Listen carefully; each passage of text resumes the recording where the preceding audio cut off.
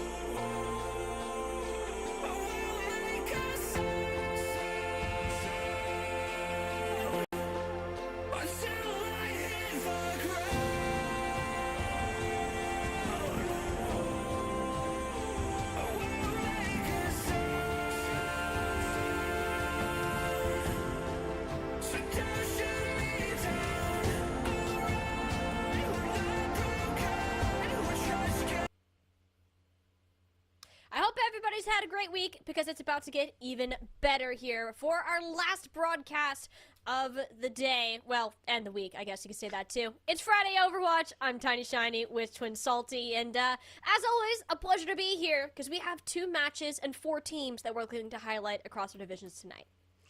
Yeah, we're about in that halfway mark of the regular season here in NECC, and a lot of these teams now trying to vie for those positions come with the playoffs later this spring. But yeah, I got 2 fantastic games for you, one in Division 5 and one in Division 3. But it's Division 5 that we're going to start off tonight. Yeah, we're going to be looking at the University of Southern Maine. The Huskies will be taking on the University of Sherbrooke out in Quebec, Canada. So it's a regional east coast of North America competition for the very start of our evening. Both of these teams looking particularly strong. I know we had a bit of a look last semester at the USM Huskies when they were in Division 6. They've punched up to Division 5 now, Jesse. Yeah, they made the punch up, and so did Albany, who actually beat them in that 3rd place game in the East playoffs. But both actually having a great start to the regular season. The Huskies 3-0, and for Sherbrooke 2-1. So obviously great starts across the board. Very similar results between these 2 teams as well. So Huskies maybe a slight favorite going into this, but watch out for Sherbrooke to bring it back. That's like the fun part about these 2 rosters. They do have one common opponent, right? They both beat, I believe it was WPI Yes. in weeks 1 and 2, respectively, both of which were a 3-1 game. So if we're going off of that result alone, I have a bit of an inkling we might be in for a close game, and I really do enjoy when these games go the distance. It puts the players to even more of a test of endurance. We have to see more strategies. The bans get really tricky to sort of manage, and not to mention, Jesse, we're still pretty new on into one of the biggest patches that we've seen in Overwatch in a while. Yeah, I feel like the meta has at least settled in a little bit, right? Domina's still going to be kind of in the mix with Zarya as the main tanks being played at the moment, with Diva as well.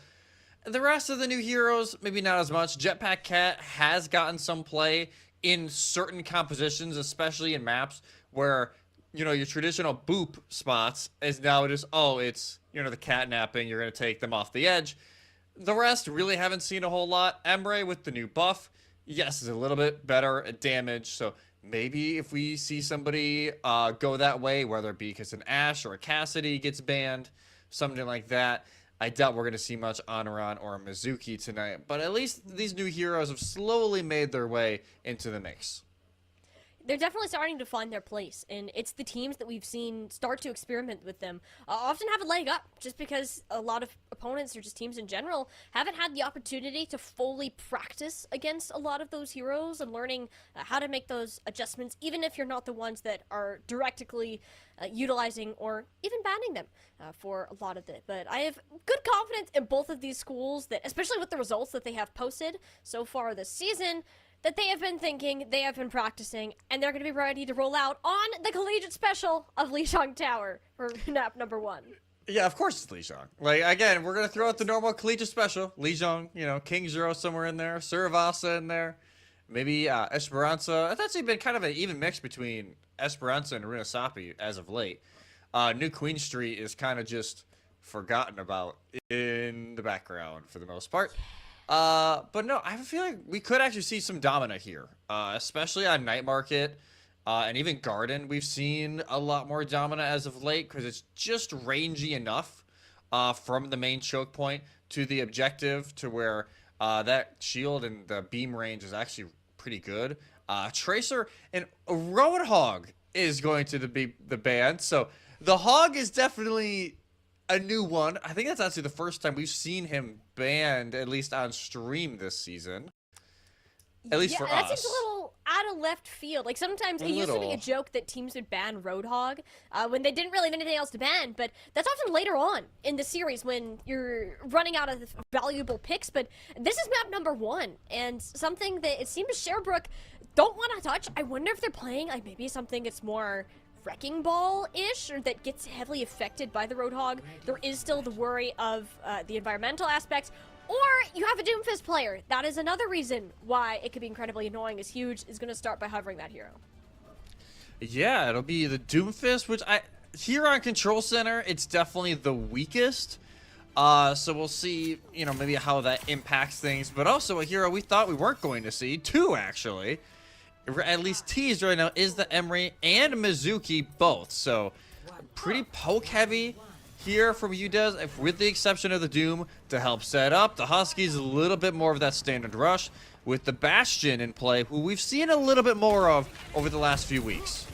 Bastion being one of those sneaky good characters, but it's going to be hard for Batman to get value on this pick with how maneuverable Huge is. If anything, it just deters him diving onto the USM Huskies backline and makes sure that Salmon can take space a lot easier. You can already see how much Adams is struggling with the Romacha right in his face, ends up backing off, using the Siphon Blaster to keep himself sustained, but there eventually becomes the issue. Batman displaced from the team, Freezy Bear, there to help his teammate on the cleanup in this Doomfist. Yes, it has a great job at moving around the map, but you can't really sit on the objective super easily. USM know that, so they're going to take the first cap, even though they don't have the numbers, but it seems that will be dwindling down as the cleanup starts to come in for Sherbrooke. Yeah, even though the Soj is outside on coast the whole time, Lower Iron was not really able to find anything, and now has a Doom in their face. You know, some great shots, but won't be enough, and UDES will be able to clean it up from there. Like I said, this is going to be really tricky for the Huskies to push into. It's very unorthodox. It's very unlikely they've screamed against something like this, at least on this sub-map. So they're going to have to try and punish Huge early, and they force out the turret. Yeah, but he still has the charge punch. I mean, that is terrifying to have to think about. Likely a cleanse will be forced, but no, actually ends up missing everybody somehow. So Huge has enough cooldowns to get out, and it's Ty Jazz on the Mizuki that hasn't seen a whole lot of playtime that will come up with the first elimination. I think the bouncing, especially in these small corridors, has proven to be healthy, but there we go. That's the punch. Huge has been looking to land. Goes all the players into his team's LOS. Be another fight win for Sherbrooke. Yeah, I won't lie, I was a little skeptical at first, but they're making it work right now. Huge is just a chaos agent, and the Huskies really are unsure of where to even look. Another swap comes in now, EMP Panda on the Baptiste, maybe wanting to lean on the Immortality field, but you still only have limited answers to answer the Doom.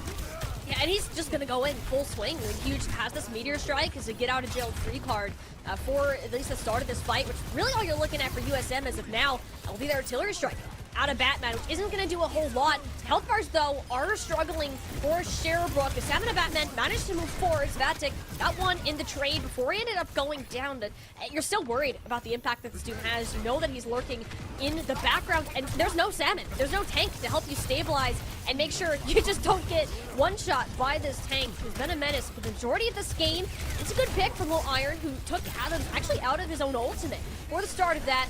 It appears that may be enough to force at least a smaller backup, but no, both the supports. Vatic comes back, all the healing taken away from Salmon just as he returns to the fight.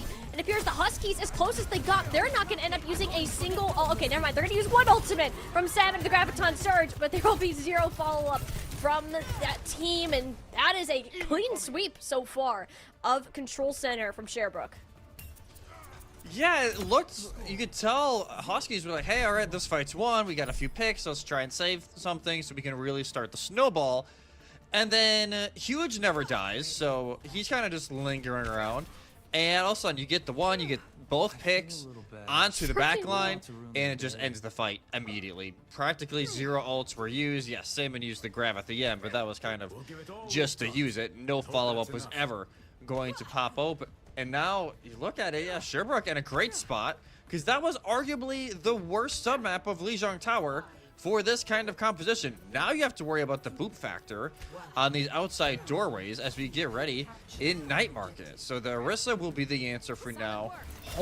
Hoping at least this Jabsman and the Jab as well can at least keep Huge at bay. You're gonna hope. I mean, Salmon will do a decent job of bullying Huge out of the block that we just saw, but he's still gonna come over with a charge punch, and he's not the only threat on this team. Vatic has been popping off as well. Nearly the same eliminations as Huge. Come up with multiple first picks like the one that we just saw, and it's been a key point in getting this point control for Sherbrooke at the start of the map. But this time, Huge will end up overextending. The CC came back to bite him, but it's still a player advantage for Sherbrooke.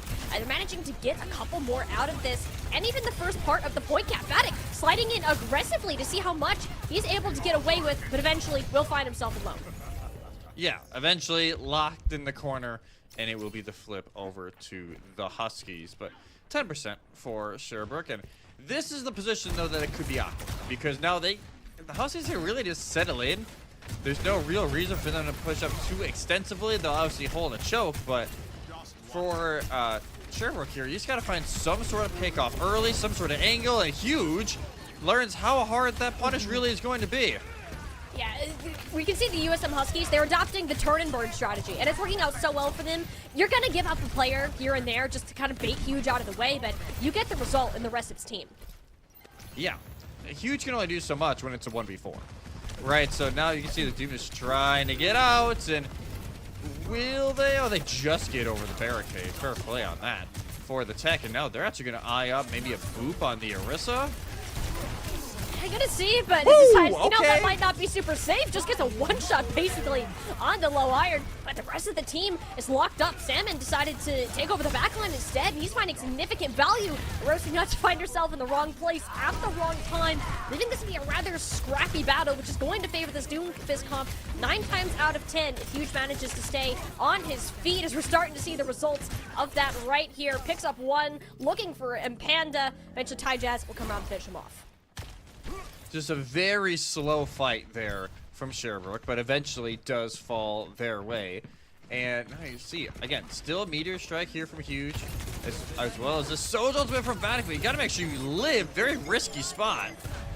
It's just kind of how Vatic lives, just Yeah. on the edge, always. I mean, he's looking for such aggressive angles because everyone's so focused on this Doomfist. Look, another 3-man punch, Meteor Strike into the back line. So many players are low, yeah, but one paying attention to Doom. Who's looking at the rest of the team? That's scattered across the map. USM Huskies are having their attention pulled in 10 different directions. Yeah, not really sure where they need to look at any time, and it will be the stagger as well on the EMP Panda as they try and make their way out. And now Sherbrooke still in a great spot. You still have the Bazooki Ultimate, which got buffed recently, and now an extra second on that duration. Overclock and M-Rays as well. They have a lot of offensive weapons here, but still both support ultimates for the Huskies. Huskies, they'll be able to survive at least this overclock, I would hope. They're not really wanting to put any support ult into it, and that is something you may come to regret. That's 2 now on the board for Vatic on this flanking overclock. And Panda, yeah, you're going to pull up the sound barrier. The low iron falls just before it would hit him, so it's only on to Salmon, who's struggling to sustain on this point. Pops the Terror Surge, actually comes up with Anthems. Salmon finding a way to make this work, or at least give a little bit more percentage to the Huskies for the time being.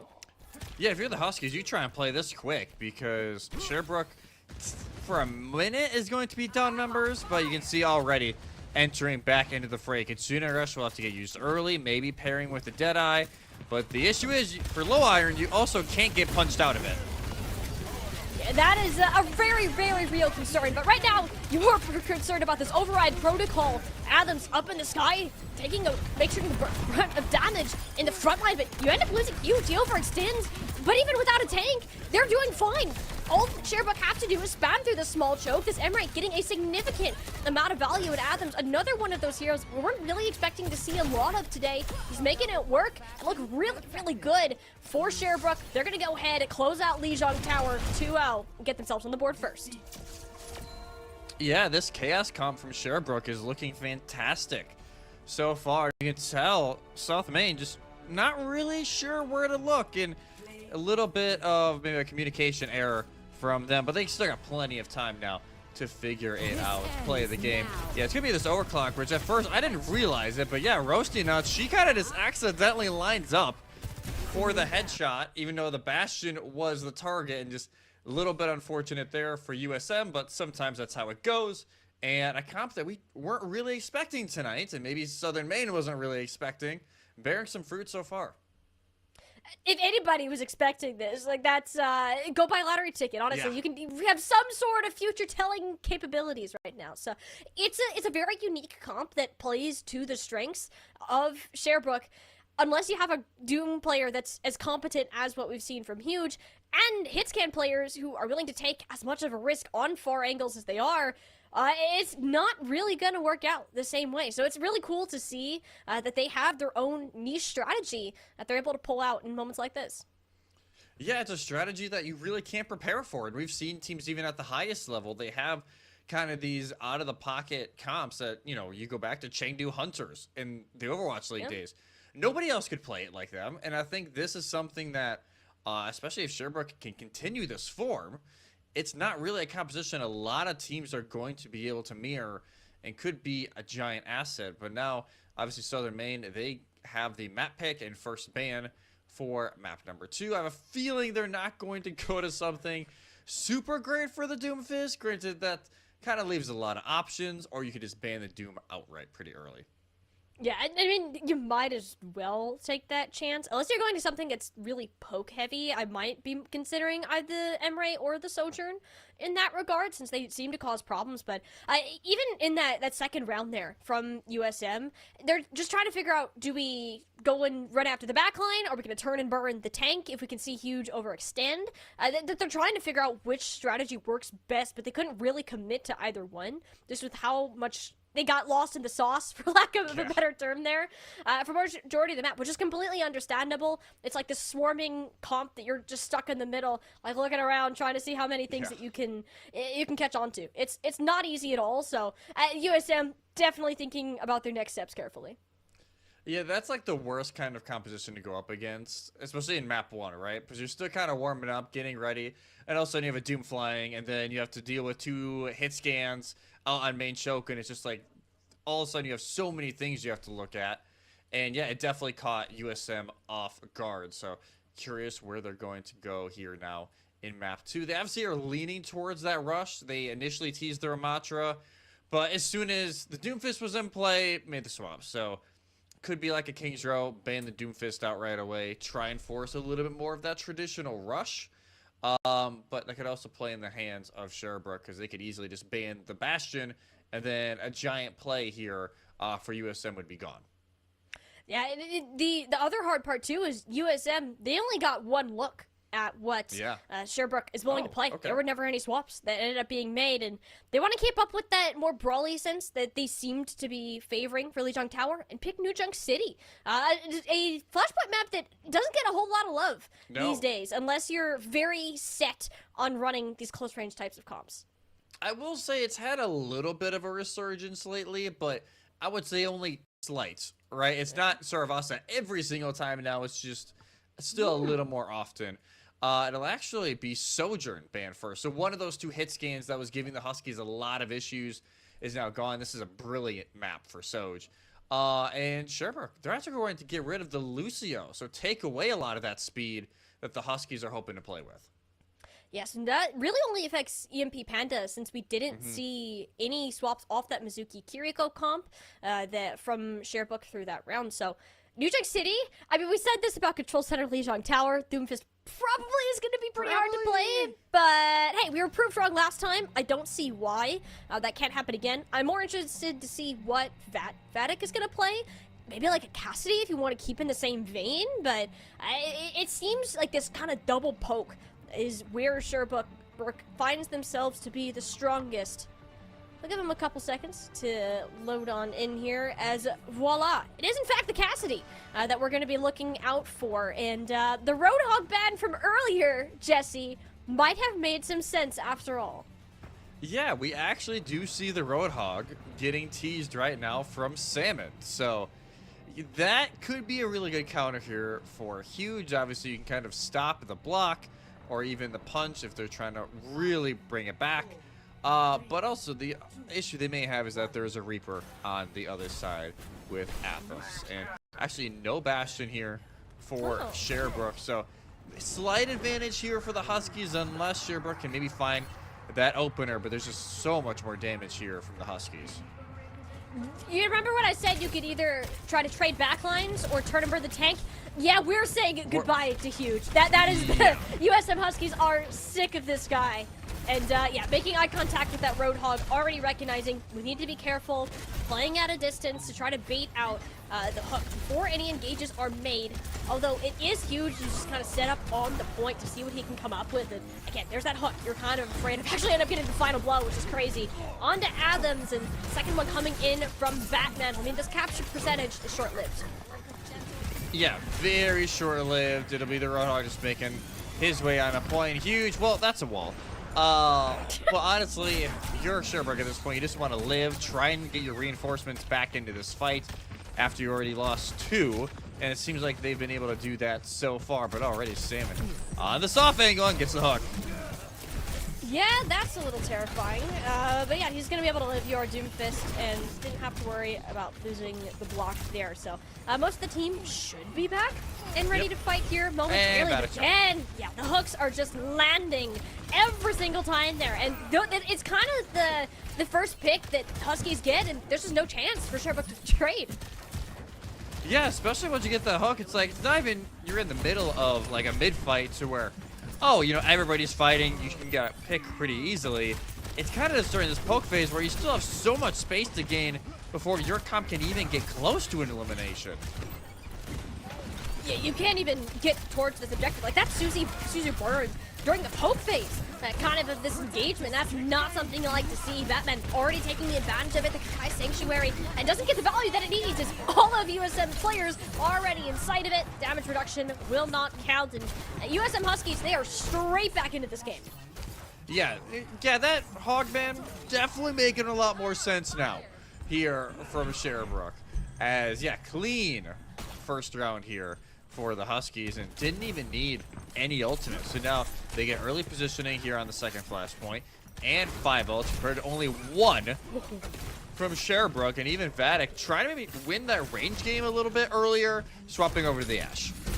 Bye, Reaper. Yeah, it forces you to play further range, but yeah, Athens Reaper, you gotta be close to the damage. That's exactly where Salmon wants you, as we have just witnessed. So, and that's just a straight up another fight. One, I don't know how he ended up around that corner there, but Salmon really working the magic on these hooks, and it's actually denying the first part of the capture. The objective is open. It's only now the Huskies are gonna move towards it.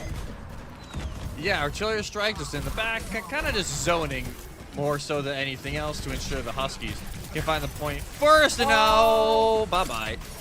Oh, because it gets huge and almost catches Adams as he teleports back on the map here. What I'm starting to notice here from the Huskies is they're just using their flexibility to play full-on counter comp to whatever Sherbrooke wants to throw at them. And that's going to force Huge off the Doom for the first time, and well, Whoa. that Blossom gets 2. All right, you know, wasn't expecting that when Huge is not back in the fight yet, but hey, it got the work done, Adams. I see you. Gets 2 before he goes down. That's all the space Vatic needs to clean up, so by the time Huge arrives, he's like, oh, all the work is done. Great job, team. Yeah, red carpet for me. All right, I'll just walk in, cap point. Hero of the day. You know, that was fantastic Death Blossom from Athens, because you could tell the Huskies weren't really ready for it quite yet. Just like us, like, oh, they're going to wait for their tank and then eventually move in. But great pick off onto both supports who still have ultimates in hand, which that Kitsune Rush now could be the red carpet for them to enter into point.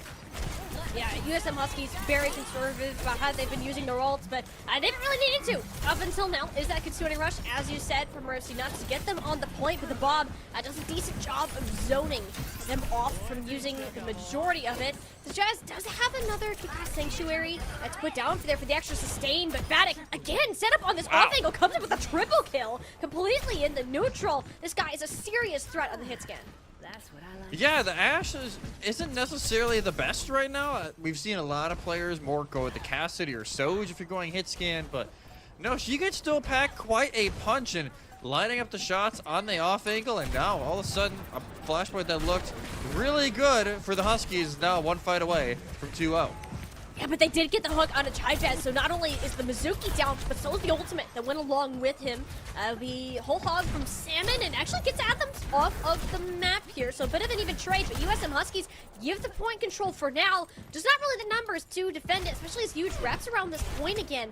They're completely split and surrounded. It's like they're still playing the Doomfist comp, just not with the Doomfist. Gravitic Flux coming on out, lands on to the Kiriko. Roasty Nuts, she'll be spent back to spawn the fast way, and Huge looking for even more on the second support. EMP Panda is down. Death Blossom gets denied for the most part, other than Vatic. It's only the Roadhog remaining in Salmon. As good as he is getting one pick off, can't get 4 in the span of 10 seconds. So that'll be second point now, going over to Sherbrooke. I do wonder if the Huskies make some swaps now that, you know, their counter comp is getting countered the other way. And yes, Salmon off the Roadhog now is actually going to match the Sigma from Huge too. So more of a poke here for the rest of this map as of now. The Reapers may struggle a little bit more now as, yeah, obviously a lot of utility here for the Sigma would be the shield, the grasp, the accretion, so much to keep the Reaper at bay. May have to play a little bit more for picks onto the back line. Yeah, this is also the 5th take that Sam has pulled out this series. Just between our first 2 maps. Kind of crazy to think about. Will be another Bob from Vatic to make sure that nobody from the Huskies can get on the objective, although they are still going to try and play behind the little cover that there is. Just not enough. Vatic still landing these shots. As much as Low Iron is trying to contest him, cannot be done as of now. Sherbrooke, look at the first little bit of percentage going here as the fight continues to go on. Yeah, this fight, just eventually is going to continue going Sherbrooke's ways. That Reaper, talking about maybe not much of a tank buster anymore in this matchup, but can still kill the squishies quite fast. And Huskies in a familiar spot. Both support ultimates, that's really about it for now. Low Iron will go off of the Reaper now onto the Cassidy, trying to, again, match that range a little bit, but still keep some sort of answer here for Athams, who has the Death Blossom. And maybe pair it here with the Gravitic Flux from Huge 2. Yeah, uncommon combo, but if it works out, I'd like to see it. 3 people lifted up, though, in Huge's Gravitic Flux. The Immortality Field will keep them alive, but there is that Death Blossom we were looking for. Both supports have hit the deck, and it's actually Athams who will come up big for Sherbrooke again. Yeah, just waits for them to drop down and for that lamp to be gone, and finishes up with the Death Blossom. There will be no touch, and 3rd Flashpoint going the way of Sherbrooke. So only 1 more remaining to go 2 up on the series, and now Salmon making another swap, this time over to the Zarya, which can be known to kind of burn down the Sigma. Grasp doesn't really matter when Zarya's on the other side. Yeah, it's a little more difficult to start to play into Zarya. At least if it's charged, which does not seem Sherbrooke are holding any punches when it comes to shooting these bubbles. So Salmon will have a decent amount, but Huge doesn't care about the tank in front of him. He cares about EMP Panda, who's much more to the sights. It actually ends up with Low Iron too. Foley just walking down on the entirety of the USM Huskies before the point even unlocks. Yeah, Flashpoint unlocked. Nobody even remotely close to this thing quite yet. It'll be Tyjazz who eventually makes his way over there, but slightly delayed cap, but still a common one here. In this one, it'll be Sherbrooke capping first, and I don't mind either team, honestly, trying to fight there. Get some momentum back if you're the Huskies, but for Sherbrooke, yeah, you get an easy first cap, and this first fight acts as a second. And the bomb is going to deny most of that space, so it's just more time that will be added to the percentage of the University of Sherbrooke. So it's a good going in. Batman hoping to clear the way with the artillery strike. Won't do a ton of damage, but will displace Vatic for just a second longer. Although you're more concerned about this Gravitic Flux. You've seen how much value it can give before. That's 4 players that are now picked up, but it turns out wrong. This full supports and taken out by the Deadeye from the opposite end. Sky Noon, Huge, he's got to make up for it. He seems to be doing just that. Comes up with 3, looking to finish off the tank as well. That got a little choppy.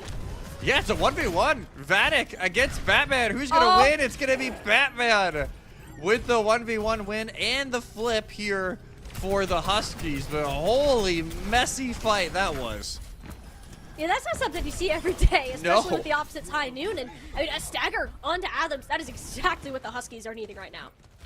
I wasn't sure at first with the angle if Low Iron could even see anybody because of the ceiling there, but I guess just enough to see both Tyjazz and Freezy Bear. And yeah, you could tell Huge 2 is like, oh my god, I got 4, but it's like, oh, my backline's dead, and they almost win it out. But yeah, credit to Batman and just playing it slow and now giving their team just 1 more fight here with 3 ultimates in hand.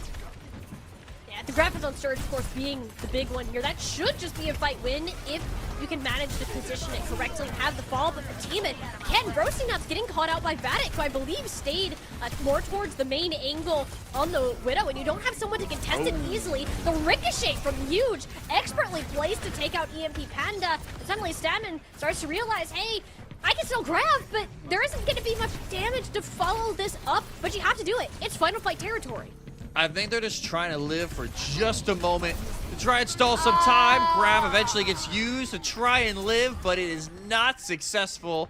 Adams closes out and closes out New Junk City. we got to see from Shirebrook that, hey, we didn't have to show our hand map number 1, so they could pull out a completely new set of cards for map number 2. And you gotta say, Jesse, it was pretty fun to watch and show Huge making the adjustment to the Sigma. Yeah, first once this full counter came in from Southern Maine, you're a little worried, like, is it just a Doomfist that they can pull out, or is there more? Sigma was fantastic. And yes, that was a little bit of a catch-22 play, because yes, you get 4, but also the other team got 4 during that fight. But no, overall, again, great adaptation here from Sherbrooke in a moment where it started to feel like Southern Maine were going to pull this one back. They take it right back from underneath them and now force a reverse sweep. Yeah, we can, again, see how much USM are trying to find a composition that worked. We've seen so many swaps, especially from Salmon, to see if they can find the exact answer, but it's just not there. And you can kind of tell it's starting to get a little sweaty. You know, it's starting to get a little hot in here. They're facing, potentially, their very first loss of the season. Yeah, it would be their first loss of the season, and they beat Temple, JV, who actually beat Sherbrooke. So it's a little bit of like the result circle that just never ends, potentially in the making here in Division 5 East. Yeah, it's always very fun when those kinds of things happen. So we'll get to kind of wait and see what ends up going on for the rest of the series. But for the time being, we are going to go ahead, get ready, and send it to a quick break. Let our teams have their map picks and bans in order, and we'll be right back with a continuation of our NECC Overwatch.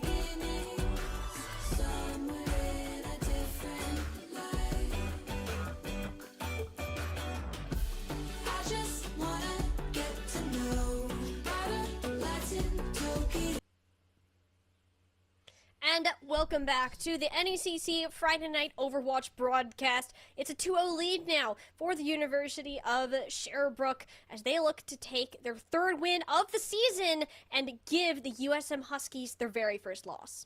Yeah, this could be a major game here in the standings of Division East because, yeah, you have one of the only undefeateds left in Southern Maine, potentially getting their first loss of the season, could enter some really tricky tiebreakers here with Sherbrooke if they are able to clean this one out with a 3-0 or even a 3-1. But obviously, power still remains in Southern Maine's hands for map 3 on Where We Go and the first hero band. So obviously, the Doom is still there as an option.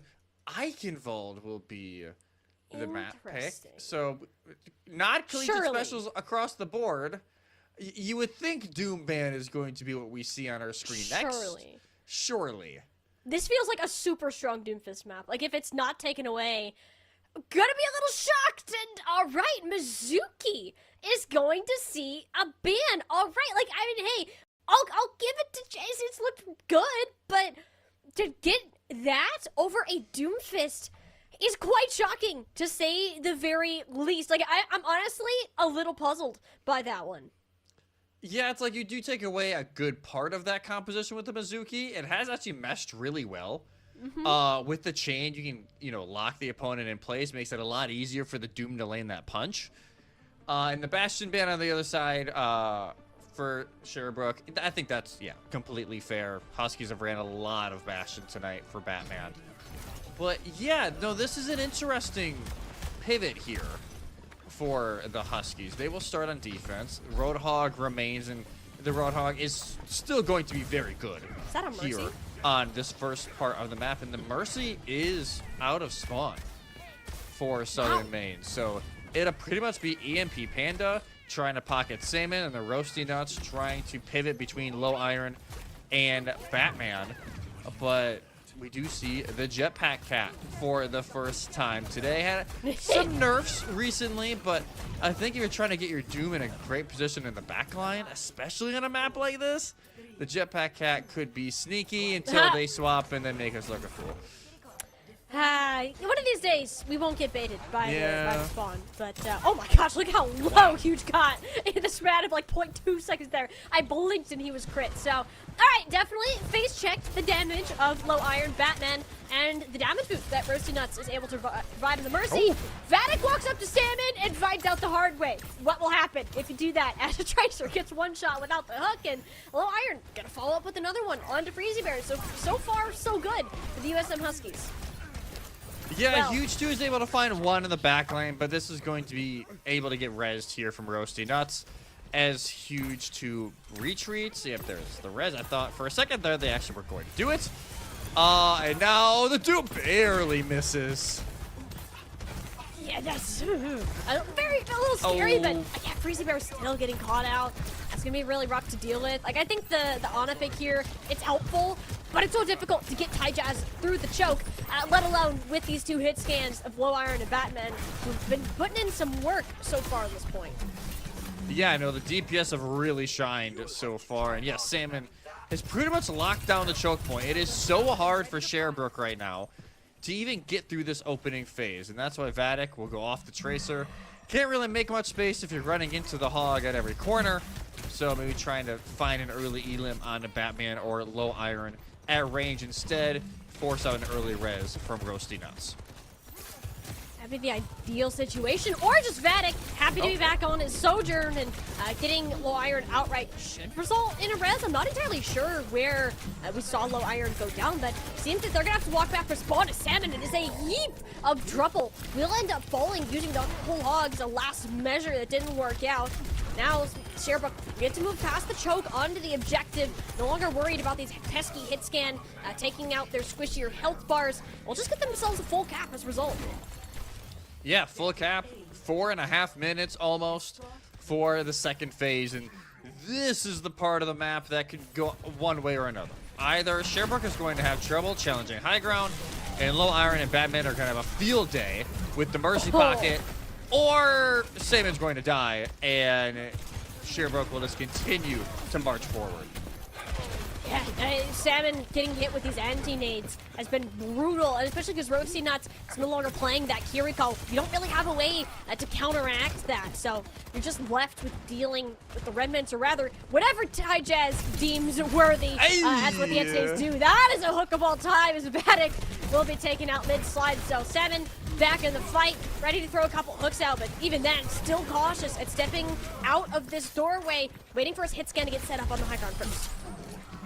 Yeah, you could tell Athens was like, oh, try and get on high ground, challenge it. He could hear Salmon walking. He's like, oh, crap. Just like huge, forgot a wall was there. And Happens. yeah, just some unfortunate plays there for sure, Brooke, which will force a full reset. And this is the money position if you were the Huskies, right? You got low iron with the damage boost up on high ground. Gonna make life extremely difficult for any squishy trying to make it through this main arch, but actually a great disruptor shot will at least start the progress. Oh! But cleanse is forced. Yeah, Freezy Bear at least is good alive nade. for now, and Salmon isn't. I think you take that trade.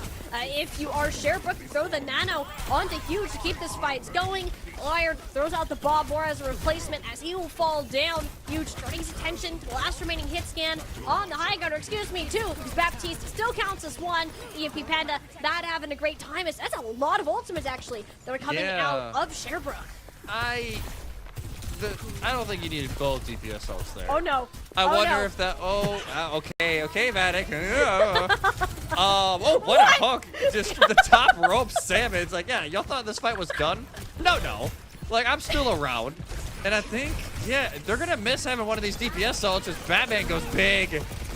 Yeah, great job from the Huskies, completely flipping the map on Sherbrooke as they were just focused on getting this payload to the finish line. That was a great escape from Huge 2. I thought they were done. But I almost ate my words. But yeah, I think using both DPS ults there kind of bit Sherbrooke in the butt a little bit. As they're gonna try and see Nabi. I think they're here. Batman was already on the payload, basically. He's like, dude, He like, was what so are you quick doing? to getting in touch, so Meteor Strike will be forced out. More as a second life, Huge using it to continue the engagement, while Salmon is just trading out blow for blow in the back. It's a nice Bionade on the EMP Panda that Jazz will also be able to finish out, but the resurrection is going to come up huge here. No pun intended, is Huge is still alive. Never mind. There's the hook from Salmon that says, you're done here, buddy. Yeah, you can see the soldier trying to get out. No, just not going to happen. And yeah, Roadhog has actually gotten a little bit more playable after they made some changes. Makes that one shot way more doable for the Roadhog, and that'll actually force Huge 2 off the Doom onto the Diva. A little bit of defense matrix to try and help their team get through this choke, but also to help out with the whole hog that Salmon has already. Oh, God. I love casting Roadhog. It is so like weird. It's the most back and forth type gameplay you will ever see. That Suzu was perfectly timed, by the way, to prevent the hook. I think it's a sleep dart on to EMP. And if we can see a follow-up, but it's a trade. Salmon is just running it down, classic Roadhog fashion, and is gonna find the whole hog D-Mech on Huge. There's 20 seconds remaining. That's everybody falling off the map. It is just a baby Huge in the back line. Oh. Yeah, you can tell Huge 2 was almost going to try and hide in third phase, but then realized Batman was just coming back, and they couldn't. Maybe we see a touch here, but it's going to be rough. Vatic will have the slide, but he's got to get there first, and literally a toe more. That probably would have counted as a touch, but margins of difference here is all it's going to take for the Huskies to put an end to that push. So not bad here for Sherbrooke, but definitely maybe start of a momentum swing here for the Huskies. 16 elims for Salmon is just rude. It's really been a story, though, of the tanks, right? When we see Huge 2 make these pop-off plays, kind of even create some displacement for Athens and Vatic to take advantage of, that is when Sherbrooke are in their best spot. But right now, it's, yes, Salmon getting a lot of hooks, but again, we don't see this Mercy a lot. But right now in this setup, it is working because of the fact that Sherbrooke is wanting to play so spread. It allows for more of those 1v1s with your hit scans. it's seriously worked out. I dare I say, Mercy viable in competitive games? No. I don't know. Roasty Nuts is making me change my mind. She's been doing her job, and she's staying alive. I mean, that's kind of the nice part about the Mercy, too, that we didn't talk about, is the amount of mobility that you have. You're not really as worried about Huge 2's Doomfist chasing you down halfway across the map. But you're not going to be on Doomfist anymore. I was kind of wondering if we would see the swap to Sigma on the defense, and I think that is definitely the right decision, considering how that attack went.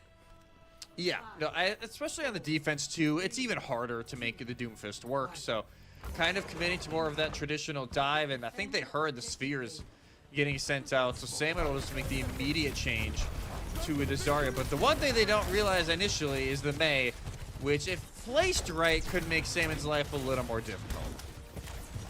Yeah, and I wonder if they're expecting the Zarya, as Mei is kind of one of those few heroes that is known to give this particular tank a rather difficult time if you're not playing extremely carefully. But speaking of extremely careful, Low Iron's head was not careful where he placed it, so does thankfully have the res of Roasty Nuts to put him back on his feet. So it will be a thank you for her, but she will also be shortly dealt with after by Adams as a punishment. Yeah, just beautiful shot there from Vatic as well. But this could get a little tricky. That wall, yes, Zarya gets out, but it does just make Salmon's life so much more difficult. You saw it even a few times there during the first fight. She keeps having to turn around, and yeah, wow, just from a shot, you can get some eliminations. But yeah, Salmon, you can tell, he just keeps turning around like, okay, am I walled? Am I walled? Is my team walled? Like, it is such just a psychic battle to try and figure out how you want to push in when the Mei is active. And maybe this next fight, throw in the grab after that. They have to swap already. 80 seconds gone, and they barely made it through choke. Yeah, and you can see how much Salmon is concerned about the Mei. That you should be also worried about Vatic, or this Gravitic Flux that Huge 2 has built up. Immortality will keep everybody on their feet, albeit at rather low health bars. But it does make sure that USM Huskies can repush with this Graviton Surge, but Salmon's health bar evaporates as Vatic will pop yet another overclock, finds the one, there's a second, catches Batman as he tries to scurry his way out of LOS, and yet another reset from the Huskies. Another reset? Oh, you're roasting nuts. You were playing a dangerous game with the Sigma right there. But it will work, and actually, yeah, the Huskies go back to the Roadhog. Like, hey, go back to what worked on the defense, even though it arguably makes life even harder for the rest of the squishies to make it through, but we'll see.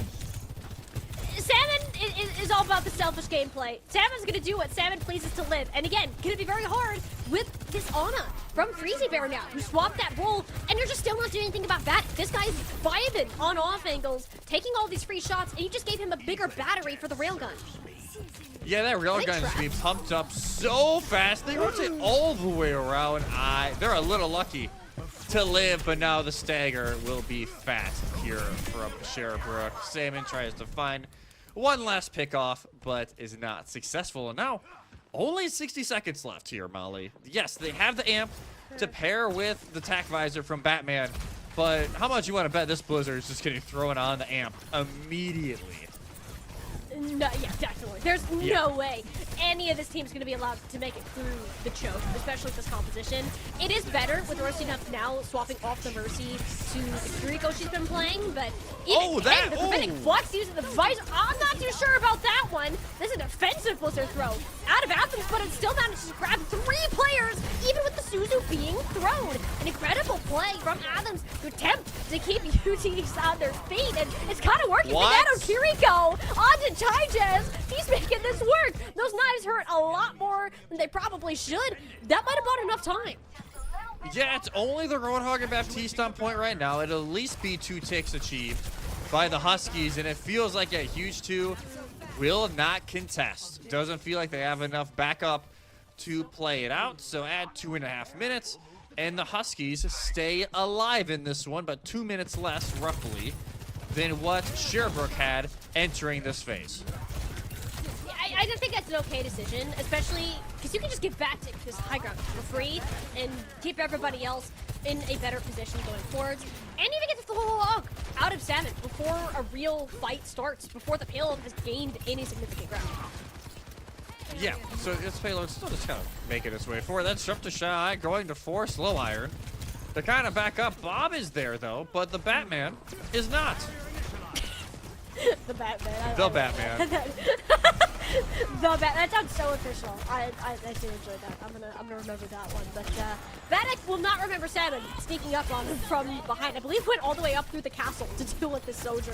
Has been the thorn in the Huskies' side. Huge. Ben contesting the payload realizes, hey, I should probably turn around and try to look at this Roadhog. But the positioning of Sherbrooke is incredibly split right now. You definitely want to get a little more grouped up before fighting. Yeah, especially this payload just continues to move, but high ground is controlled by Salmon and Salmon alone.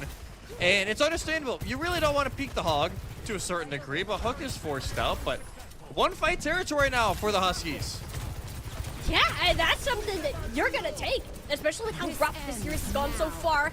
There'll be the lamp in front of the point, but Vanek gets caught out by the Dynamite, the empowered one, as a matter of fact, to cancel out the overclock. He can't be the hero here. It's going to have to be someone else. But Sherbrooke, they're out of numbers. They are out of time. USM Huskies, they're going to strike back and get themselves a map in the series.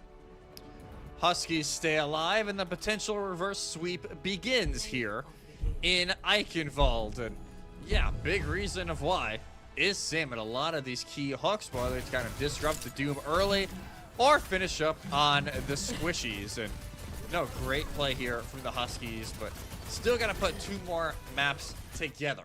But honestly, not a bad spot for them to be in. You have Push and Escort remaining here for the map types to pick from. If you are Sherbrooke, and you would think the prize want to go to Push, right? Get as much of these chaos as possible. Go to like an Esperanza where there's a lot of high ground for your Doom to kind of dip in and out of. The only downside to that is, yes, there's a lot of high ground for these hit scans of USM to pop off once again. Yeah, but also, anytime this Roadhog has been matched into the Doomfist, it's been Salmon every day of the week. Like, Yeah. that's kind of the other thing. You can't ban Roadhog anymore. ban it, That was yeah. used back in map number 1. So you are going to be stuck with that matchup. And with how Salmon's been playing, he might as well change his name to Pork. Like, there is just so many things that he is doing well for this particular team. And it should not be allowed to command this much space. It shouldn't be working, but it absolutely is. It's the 6th tank we're seeing from this guy. Actually, 7th, because we got to include the Sigma in that. It has been all over the board and has finally found one that is working. Salmon, write that down. You know, April Fools, like, you're pork and not salmon, all right? Fish are off the menu for at least a little bit. But no, that was honestly pretty good from USM. They countered out the Doom, but they avoided to what happened on New Junk City, to where, yes, they get that initial counter, but then they get countered out and never really found the way around it with that Sigma comp. This time, they're like, you know what? Screw it. We're just going to stick to the hog and try and force more hooks onto the squishies rather than the tank, and it did work sticking to their guns. So now, like you said, hog ban is gone and has been gone for a while. There is no way for it to be gone maps 4 and or 5, but yeah, I think there's some sort of way still to kind of play around this Roadhog, whether it be, dare I say, a Maga gets thrown into play, even though I hate saying it. You know I hate saying it. I do know. If you've been watching us for enough, everyone, Maga is the worst for me. It just is. It just is. And I could see it working here, though, because the Roadhog is really going to have to kind of pick their spots instead of kind of just being this anchor by a point. I do think that the Sigma was working for a good part of it. I think the positioning just got really wonky. And again, Salmon goes where Salmon pleases. So if you're not there to directly match Salmon, it's a lot harder to trade out the rest of the squishies than it is as a Sigma, as it is from a Roadhog. And I don't feel like there's a way that you, as Sherbrooke here, regardless of what map you end up picking, are going to be totally happy with how it goes. You're going to have the Mizuki back. I think that will feel a lot more comfortable because that was a big part of their success, but it's still not going to solve that main problem of Salmon just being Thanos for this team. Yeah, free range salmon is on a fire sale right now, and it's firing off the shelves. That was a good one. I'm proud of that one. I'm proud of that one. See, this is what you get mid-season, everybody. We just start sending the jokes. Still actually waiting here on the map pick See, I actually got you on this one. You did, I'm that usually was the good. one that says the That was good. horrendous jokes, but this time it's actually. Yeah, you know, got an actual laugh out of that one. I That was, actually, yeah, that was good. you did. Chat, write that one down. My only one this semester. Mm-hmm. But yeah, I think you would go push. I think theoretically, yes, you could go like watch point, right, and play escort. Doom can work. But you almost fear the range game a little too much. Like, USM could just play the Mercy again, and you're going to have a real issue trying to combat the Ashe at that kind of range. So, yeah. it'd be just a little dicey potentially. Even like Rialto can go both ways at least. Like, there's enough natural cover for a Saman to kind of duck in and out of kind of those doorways and those halls. But I would personally go push on Esperanza. But let's see here what the play is here for Sherbrooke. That honestly might be their best option. I feel like if you are going to force the Doom, it seems pretty likely, but, well, that's out of left field. That is not okay. Havana is going to be the pick. So this tells me Vitek is about to have the time of his life, and we're probably sticking and really leaning into this poke comp with this Sigma that Huge has been playing. Yeah, I think like we're okay putting the Doom aside for a map, and we'll lean into the Sigma even more. And they ban out the Zara right away. Like, hey, if you're going to beat us, you'll have to do it with the Hog once again. Widowmaker banned from the other side. So more of these traditional hit scans. Maybe the Hanzo. We've been seeing Hanzo here and there on maps. This would be a map that we could actually see it. I'm also curious, does anybody spawn hold on this map? I don't know about you. I've seen it a little bit recently in my games. Granted, I'm definitely not at high elo whatsoever. But I have seen it a little bit more even in scrims where they just commit to it first fight, and then, all right, once they lose, complete comp swap onto the more traditional poke comp. Because you get that second fight on that end of the S-curve regardless. I have a feeling teams won't. I think it's a little risky if you don't have a lot of reps in it, but could be something to look out for. Yeah, I don't think we'll see it from Sherbrooke, but we might see it from the Huskies. I think Sherbrooke just want to play the poke, and you're just not going to close hold of that 9 times out of 10. You could, just not recommending that in particular.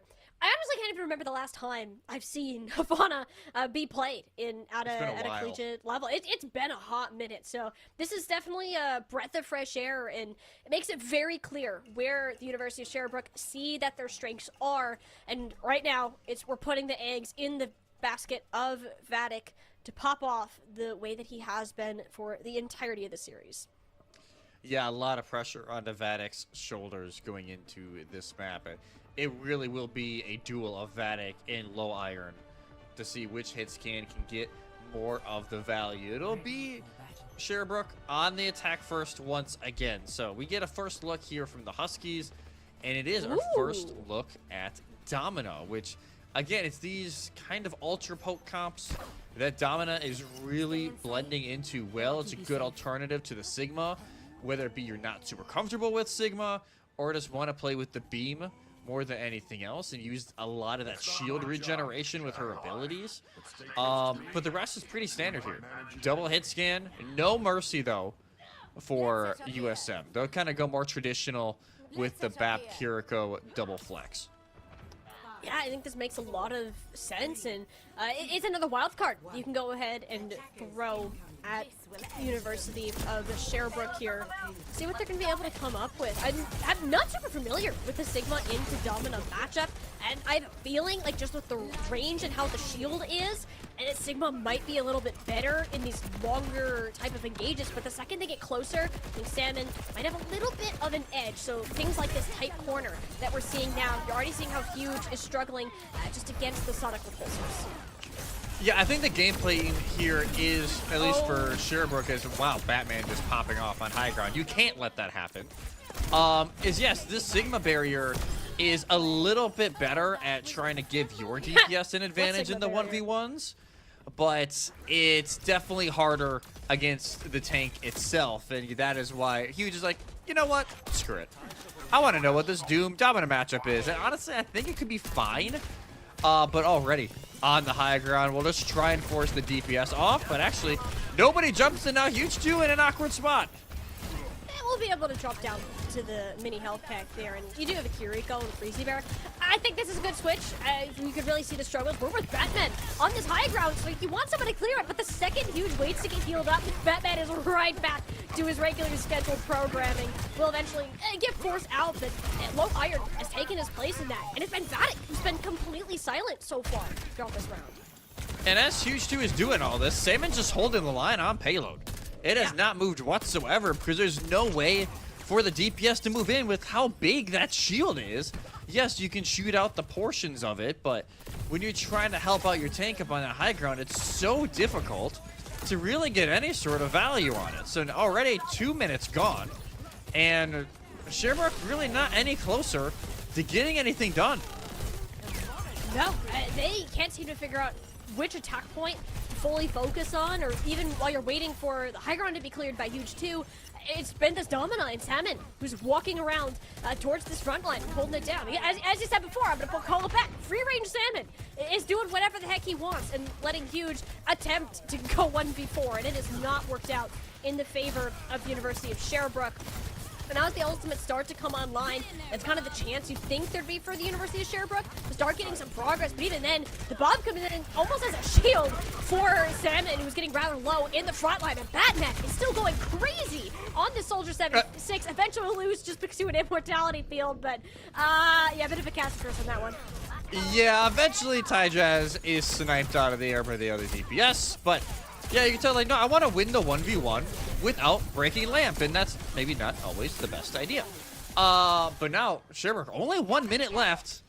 Yes, they pretty much haven't got to use any ultimates so far, but Huge 2 is still stuck in the back line of the Huskies. So the rest of their team, yes, you have some chaos in the back, but there's real no way for them to push in. No, you don't have anywhere or even confident ways you can take space. Like maybe this Kitsune Rush, but Huge takes so much damage off the start, immediately has to pop this Meteor Strike, but there's Attack Visor going on in the main ground. Tries to put some damper on the Batman, but cannot connect these punches or have confident follow-up. So far, this map pick for Sherbrooke has not gone their way at all. Yeah, they're struggling just to get through this first phase, and yeah, Salmon just holding the line. Window gets used to try and keep Salmon up. Window's up and going. All right, there's a couple of picks coming from the Sherbrooke DPS, and it's Vatic who walks through, but it's Salmon who is still alive, still at basically full health, firing away with that ray gun, and just getting work or even just more time off the clock. He is the only one that is remaining from the Huskies. But seeing if he can live and get any more, enough to get sustained. Eventually the burst damage comes in, but it's the cost of the Emre ultimate here to try to rain down some of this extra fire. Yeah, that's a big ult to throw in, but I think at that point, you have to if you're Sherbrooke, right? You got to make sure this game continues. Nobody will be close enough here for the Huskies now to touch. And after a pretty rough start of first phase, Sherbrooke eventually makes their way on through. And now second phase could get a little bit easier, a little more walls here for Huge to punch the opposition into. And also the Huskies used everything, thinking that they were just going to end the round. And instead, now it's Sherbrooke with the ult advantage. Not exactly what you wanted to happen. If you're the Huskies, I think with how well that first point, or rather first 3 minutes, 59 seconds were going, you're like, okay, we can kind of invest things and not worry too much about it. And it's going to start to pay the price. And Huge, it's going to be much happier here. It's closer quarters, more walls to punch people into, and the high ground is overall easier to access, but you're still going to run into the same issue of you need to constantly be trading with Salmon on these picks to validate the Doomfist. Yeah, you gotta find them in Salmon already.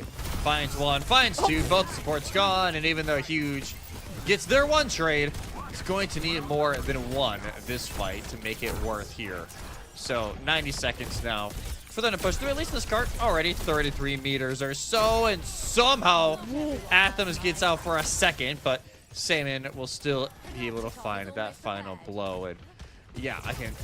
The beam here with Salmon is so good. Like, just in general with Domina, you get, as long as you land that final burst, it's worth. But wow, That's the combo we were waiting for from Sherbrooke. They did it plenty of times earlier in the series, but Huge had a bit of a struggle on this map. Now they've got it, though. It's a confidence boost and a much-needed one at that. It's been like a constant battle of watching these tanks 1v4 the entirety, but this time Vatic decided to tag along.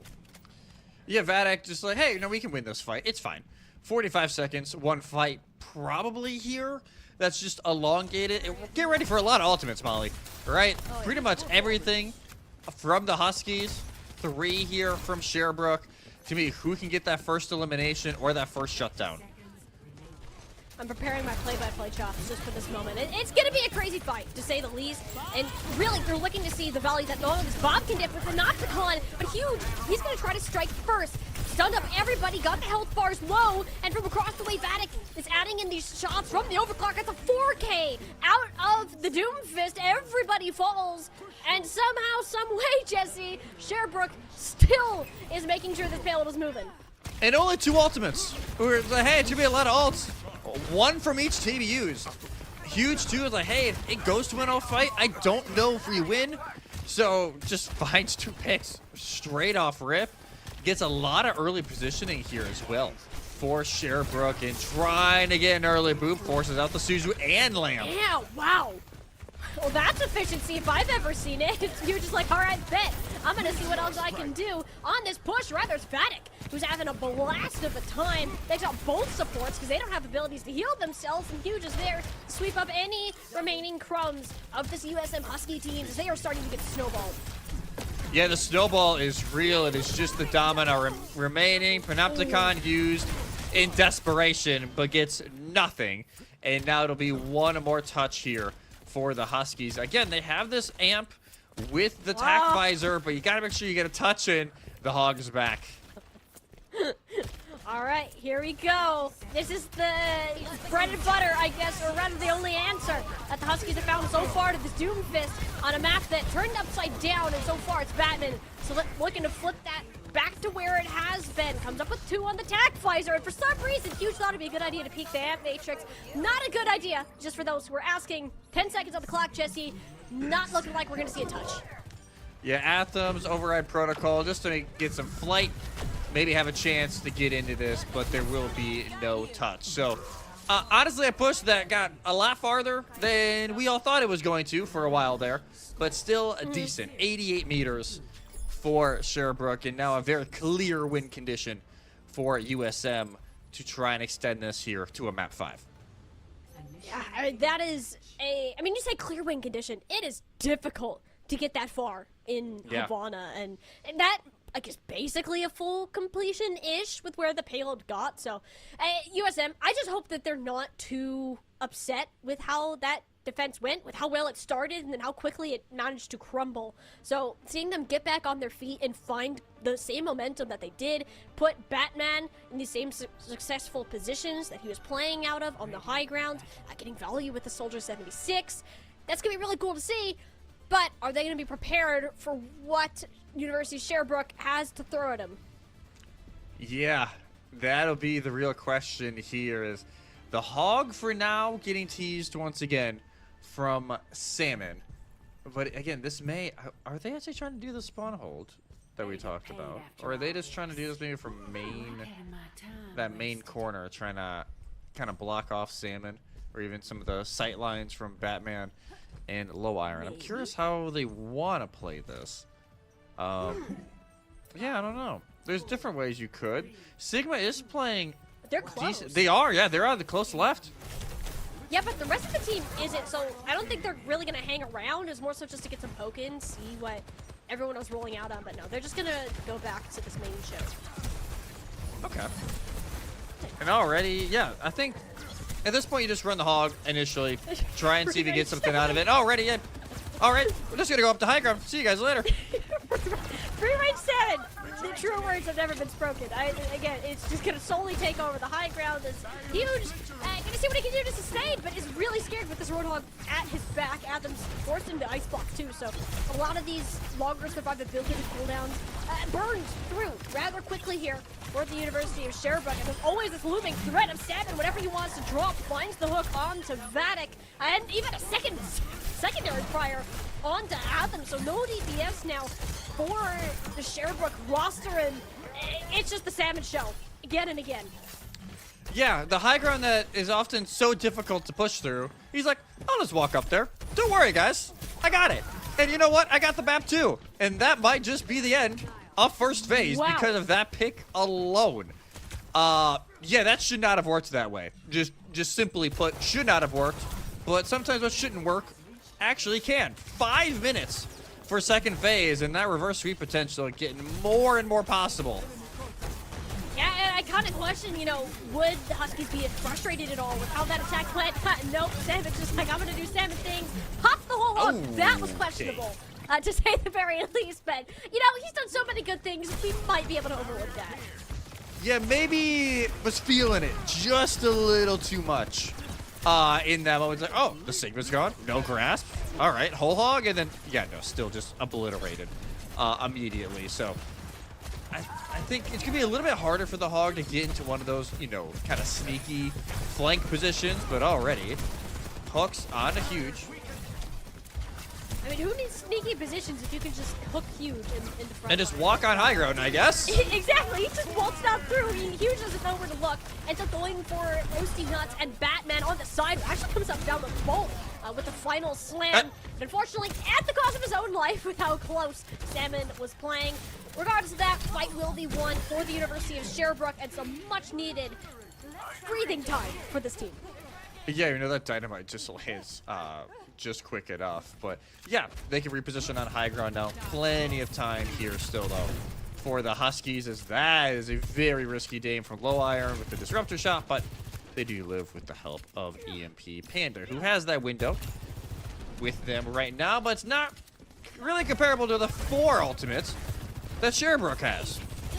Yeah, they've done a decent job, except for 1 or 2 times at cycling that. It'll be both DPS ults to start. The Blizzard was catching on to... Actually, no, it got on to 2. And Vatic might have overstayed on that flank. That's 3 actually down on the side of the University of Sherbrooke. Not a single shiny button was pressed from the Huskies because they didn't need it. Sherbrooke came to them instead.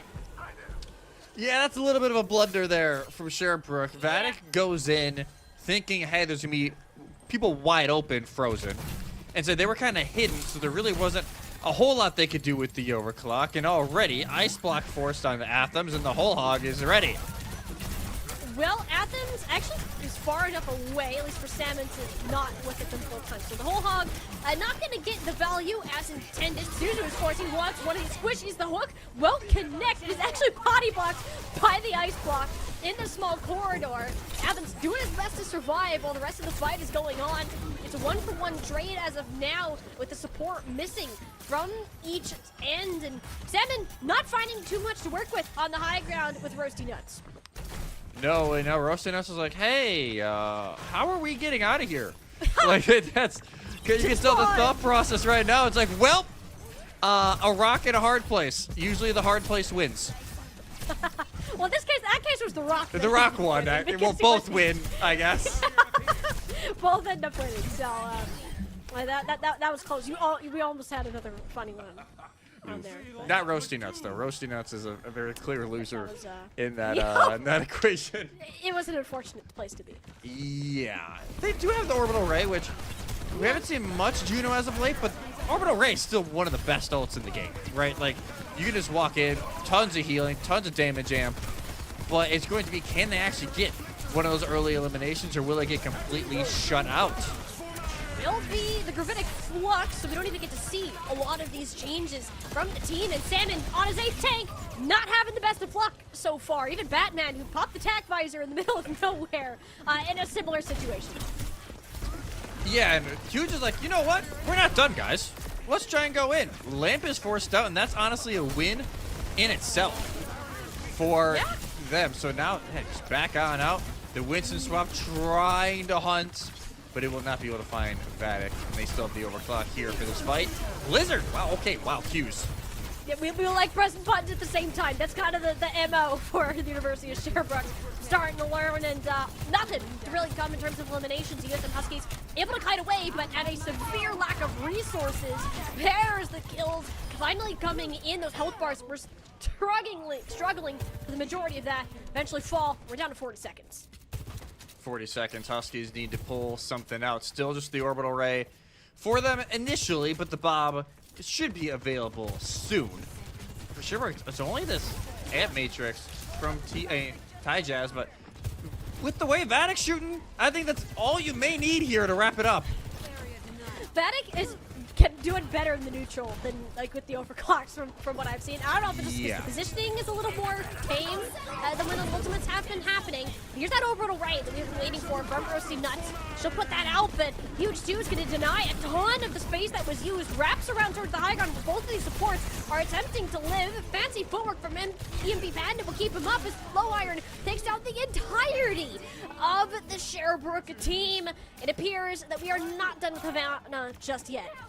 Yeah, Low Iron clutch with several eliminations, and it will be second phase complete. Give us another 90 seconds here on Havana to decide this one. And the best thing is here for the Huskies, now you got Primal Rage to kind of extend one of these fights. You're going to have the Ant Matrix soon. It was used by Ty Jazz in that last one, so the win conditions are set now for the Huskies to keep this series going, but it could get shut down here. Got a few ults here for you, Dez. Couple to work with, but it just hasn't worked out, and you're not even gonna have to do the rest of this fight because Salmon takes out Freezy Bear before they can make that decision. Vadic using a defensive overclock instead to try to punish Salmon, which will be done, and now seeing if they can grab any other stragglers. Most of the Huskies playing safe for the time being as they wait for the tank. Yeah, especially when you only have such little time. You cannot really afford to have these elongated fights with the staggers. That is why, yeah, Sturberg's just going to push up. Yeah, Athens is in there right now. This Blizzard is put out more so to zone the rest of the team off from following Salmon as he activates the Primal Rage. That's all Huge needs to know to have a safe push forwards and take out some of these squishies who have been much more of an issue. But he's going to end up overextending a tad bit here. Has to get towards the health pack. Yeah, that happened, but doesn't have any supports to fall back onto Salmon, doing an excellent job in making sure they're removed from the equation. Yeah, I think Freezy Bear is going to want that Kitsune rush back because now you really have no way to quickly enter this fight and try and catch one of the Huskies off guard. Well, meanwhile, they have Orbital Ray and Tac Visor, and already the lamp is gone. Yeah, yes, he got the window out before he died, but Vadic is not in a healthy position, has to end up re-peeking it, and this payload is going to walk on home. Jesse, we have found ourselves in a map number 5 as USM Huskies. They're not ready to settle on their first loss yet. They just refuse to lose in these match point scenarios. Now, map 5 will be the destination in this series. And yes, honestly, again, some really great plays here from Huge 2 at certain moments, but just not able to get it all together near the end. And man, yeah, I won't lie, not where I thought the series was going to go. Map 1 felt pretty decisive. Map 2 even the same way. You and I are talking about it after the first break, saying, you know, I'm not sure where this one's going to go. But now, map 5, and I won't lie, Southern Maine looking fantastic right now. Yeah, they've regained their mojo that they were really struggling to find in maps 1 and 2. And yeah, we're going to take it the full distance here, Jesse, for our first game of the evening. The action's not over yet here with our Division 5 matchup. We're going to send it to one more quick break and come back with the conclusion of our series.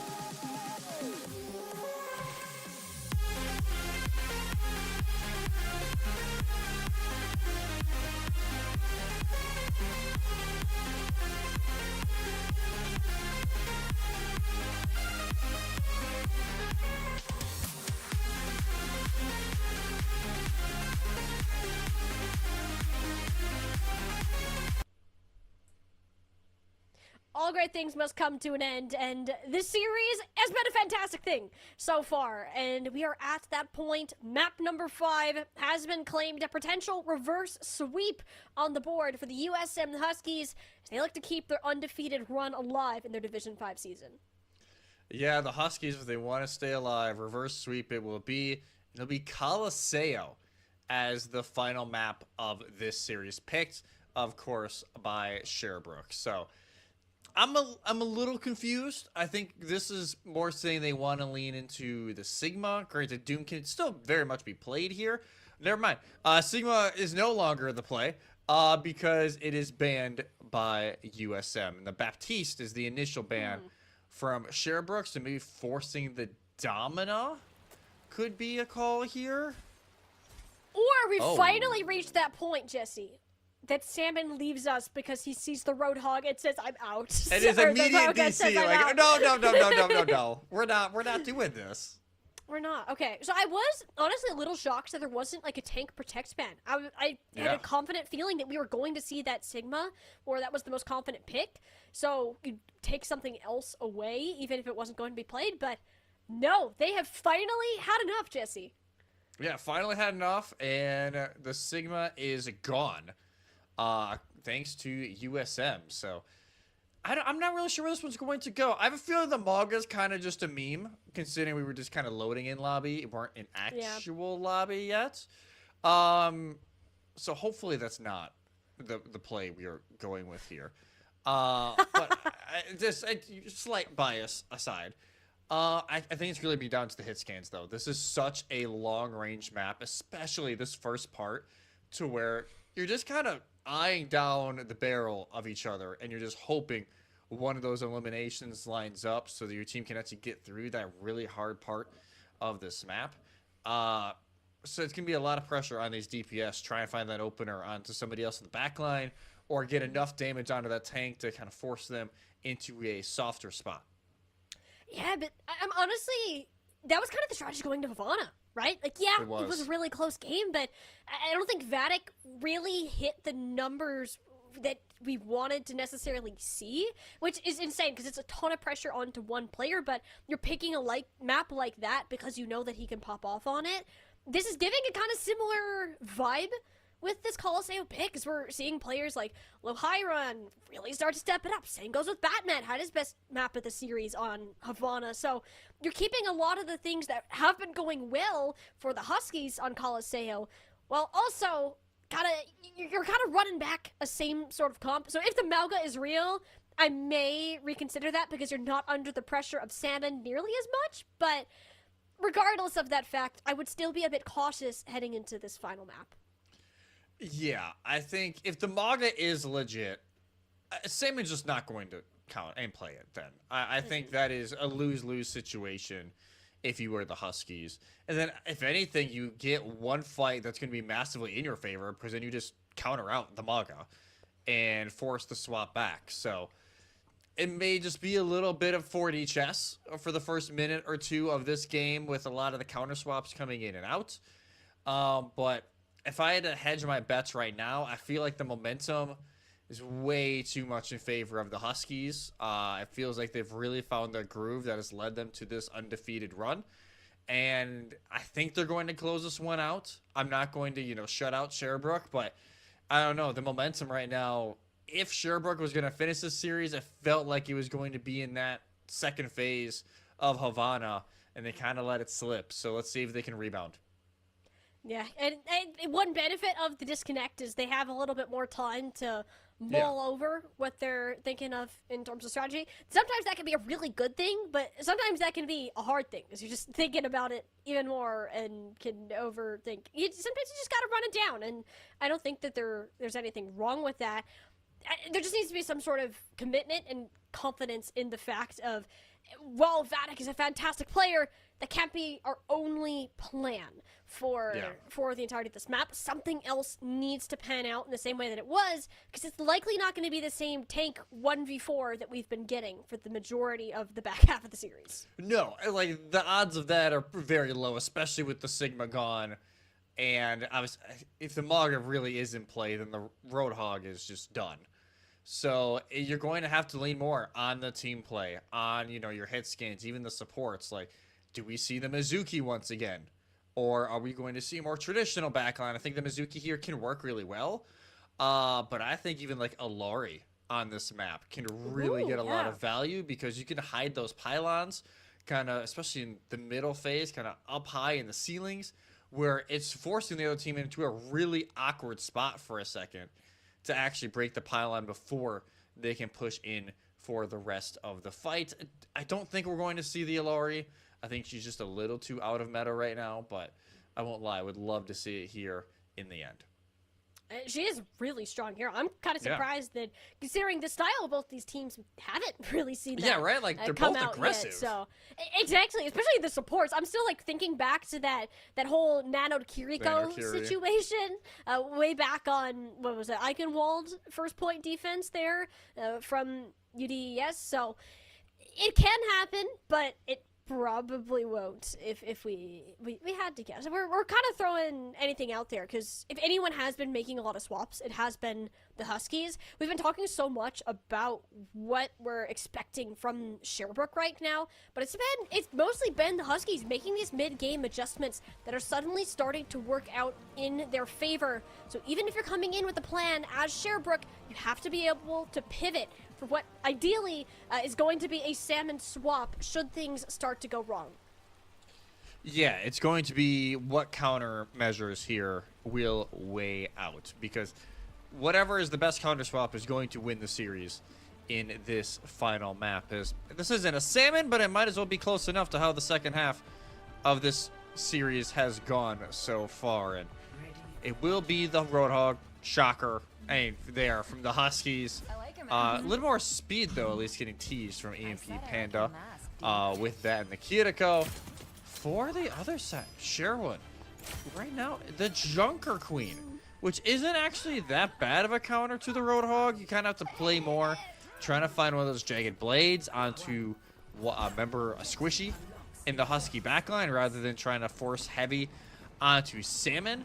And they're still going to keep with a lot of this poke with the Mizuki and the Kiriko in to pair with Vatic.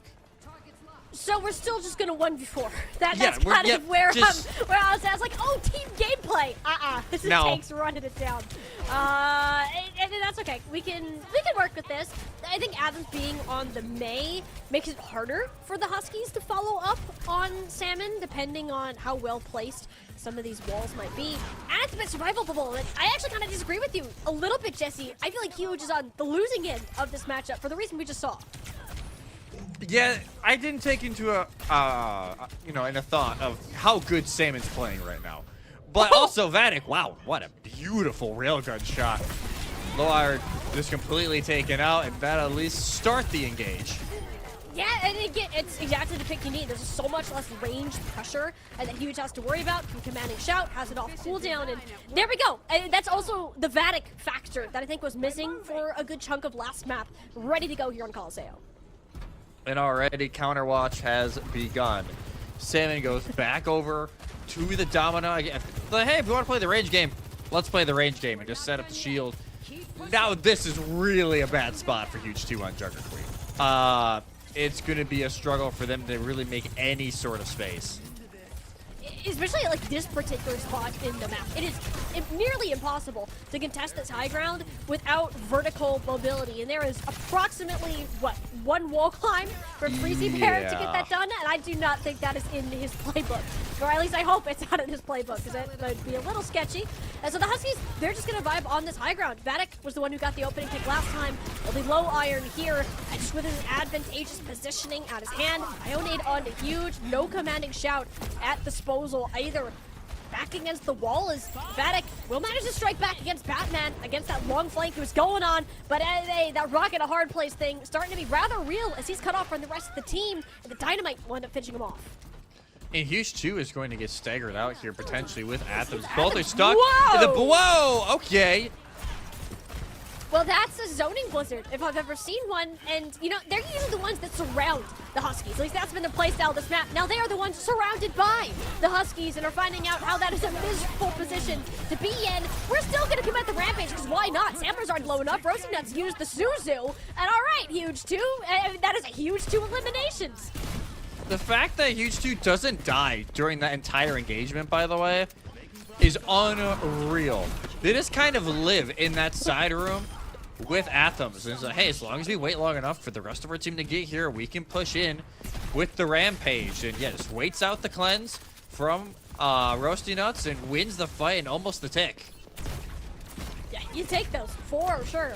If you are Sherbrooke right now, Vatic had his Suzu thrown onto him, but it didn't check the corner. Is Salmon, so in an awkward position himself, as Vatic goes to the high ground, sees that the shield is placed down on low. For now, trade 1-for-1 for the supports as Batman finding value on yet another one of his extremely long flanks. And this payload will be turned around as there's too many missing from Sherbrooke.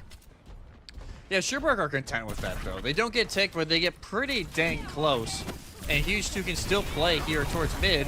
And already you can see how quickly Salmon gets burned. Yeah, it evaporated between Huge 2 and that had to have been a headshot from either probably Vatic at the start of that. So barely any health bar for him to work with. Is this tick? It probably should be, yeah, because there won't be a Domina to touch. It'll be tick here for show. Oh, they did get it, just barely. I heard the sound. If it didn't make the sound, I couldn't have told you. So, thank you very much, Overwatch Interface, for that little notification there. And the Huskies are working with the Kitsune Rush to get into this fight. Roasty Nuts wants to get it back down early for contesting the slow ground. Salmon already gets the first elimination there. So, UDS didn't really have anything to use against it. So, Roasty Nuts. Why am I having such a hard time with that? Uses that correctly there. Too much food talk. You know, we got Salmon, we got Nuts. Like, it's just too much. But yeah, especially we're already halfway through this map, Molly. It feels like we've only had 3, 4 fights. In that time span, it's just been great stalling from Sherwood. And now, eventually, forward spawns are negated, but still a lot of work to do. Ooh, Panopticon's out. I think that's on 3 players, if I'm not mistaken. And it's enough to make sure Huge 2 cannot receive the appropriate amount of healing under the pressure that Salmon has. So that's another fight win. Almost instantly 2 ultimates for the Huskies used. And they will try and get the staggers. All the squishies stuck. Cleanse is forced, but Vatic answers. Yeah, I was going to say, Salmon, who's really stuck in there with who? There are 3 players, and one of them being Vatic with an overclock. Roasty Nuts will also fall from that longer poke of the nice shot on the full iron, too, to finish this off. Continuing to impress. Yeah, good, at least a little pivot there. This would be a critical stagger, but EMP Panda will eventually fall to Vatic. That's going to open up so much space here for the Huskies. Zarya now the tank pick for Salmon. It's the tank that's arguably worked second best to the Roadhog, and it might have to be their savior. And it does a great job of cleansing, which you're going to need a lot of those, considering there is another Rampage online for Huge 2. If we are to find an optimal mission to use it, now it will be Batman Tactical Visor with a nano boost. That one's going to hurt, just dancing between the wall of the Kakai Sanctuary. Doesn't get the value that is needed, and a rather lackluster ultimate just at its core. So USM Huskies, they'll get that wombo combo that they want with their competition, but Huge 2 is still alive. What? Tops the Rampage, sub 50 HP, by the way. Lands it on to 2. Might just get Salmon here based on health bars, but Salmon has a little bit of extra health to spare, and the Huskies will get it. Yeah, I wonder if there's a swap coming here from Huge 2. That would be my guess, because they haven't really had that kind of ult tonight, but I guess they do now. It'll be, yeah, now neutral spawns for both sides. If they're going to stay and kind of snowball this, this is going to be the time to do it. Charge Zarya, Salmon with a Graviton Surge right around the corner, and already Freezing Bear's gone! What else could possibly go right here for the Huskies? Well, I mean, a lot of things. Huge 2, not feeling super healthy. Mizuki just does not heal a tank or really anybody good as a single support there. So you can see how much struggle there was. Static's still on the high ground. You get one in Athens. This is an Athens blitter if I've ever seen one, and it's working out every single time. I don't know how he finds these types of angles, but you take them if you're the University of Sherbrooke, making this a decently even trade, and will actually favor them as Huge will be back first. Yeah, spawn advantage in their favor, and that'll lead to another fight win here. And now, again, right now, if you're Sherwood, you just kind of stall this out. You're okay with this win a fight, lose a fight kind of rhythm that you got going, because you have still a 38-meter lead. It's the Huskies that need to put 2 together. Well, I mean, also press the ice block cooldown. That could have also happened there. Bionate onto Huge 2 is seeing that he's down his man. He's like, I don't know if I want to be here anymore. Although can't back up. Instead walks forward to try to draw the attention of Salmon and somehow gets the trade. That is insane and something I can only expect from Huge 2 based on the play. And Vatic was confident. Thankfully didn't end up losing overclock in that because I had a feeling that was coming out. Yeah, you can tell that, hey, it's just winnable. You're going to do it. You want to do it. And yeah, thank goodness, at least for Sherwood, that was not the case. But still only 90 seconds left. And again, a minute gone, 0 progress for the Huskies during that time. If you're Sherwood, you're okay with these kind of fights. But now 4 ultimates online, including the bomb. And the bomb is met with the main wall. It's stalling for a tad bit, and make sure it can't be bursted down immediately. A lot of positioning forfeited from Sherwood, and there's the Graviton Surge catching them all as they were attempting to retreat. Vatic decides now is the time to pop the overclock and attempting to get anything salvaged from the situation or maybe prevent a full fight later on, but it's going to amount to nothing. Yeah, and this may be take depending on how quick the respawns here are for Sherwood, and the Huskies roll forward. Still both support ultimates and tac visor, but the Zori gets walled. Oh, Salmon, though, had to use both bubbles for that. Will manage to stay on his feet. Now it's Batman with the Kitsune Rush and the Nano at the back of the visor. There's just nothing that can be done about that. He's running full steam ahead into Sherwood's backline. That's going to be first spawns captured, 40 seconds. And that'll be a lead claim and a Blizzard gone. Well, maybe not. Vatic is still alive. Huge 2 does come up with 1. Surely we're not pulling the shenanigans again. Huge 2 is going to manage to bring this back. He has a rampage, by the way. The Kiriko's gone. He doesn't want to pull the trigger here. He'll just opt to use the Kakai Sanctuary. The Huskies didn't get it. Huskies 8 meters away. For right now, Sherwood's pushing it, but now like, hey, let's just stop. Nobody is close right now. If anyone, it's going to be low iron on the venture. Yeah, and you might get there. Batman caught out almost instantly. No touch to come through. The Huskies, yeah, you have low iron, but instantly changes up Mizuki, the Rock Puncher's worst enemy, and the Rampage into the back line. The Suzu doing all but nothing as Salmon pulls out the Doomfist he's seen from Huge 2 as a last-ditch effort, but you have no choice. The Huskies will be dealt their first loss of the NECC regular season, as it is now the University of Sherwood on top.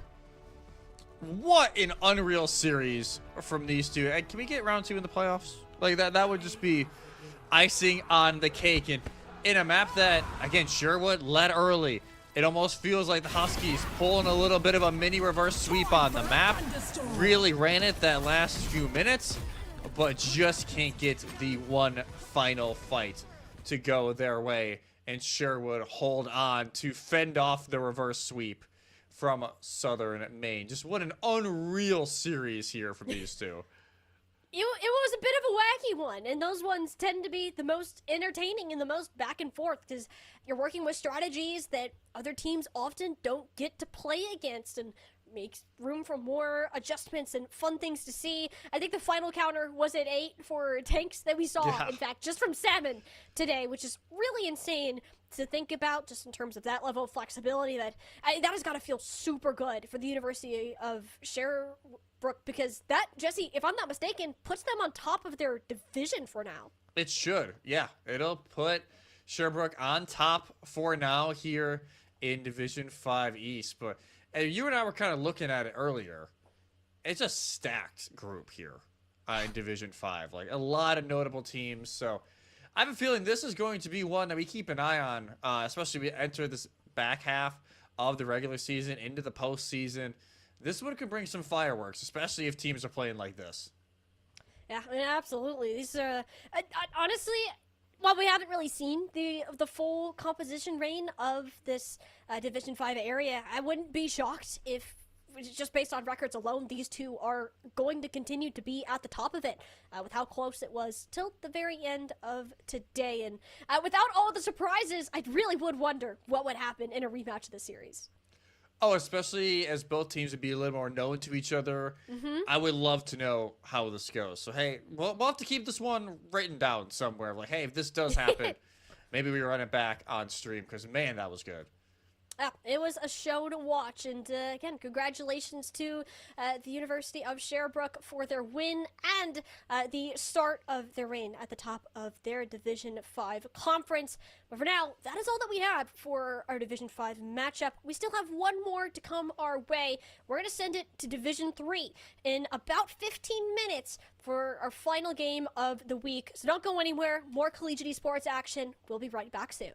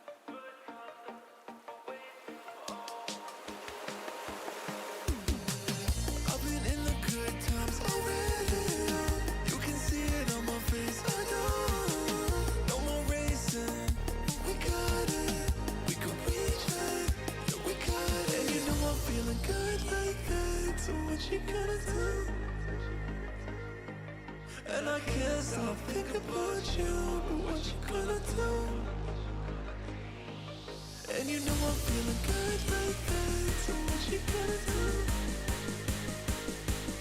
And I can't stop thinking about you. What you gonna do? What you gonna do?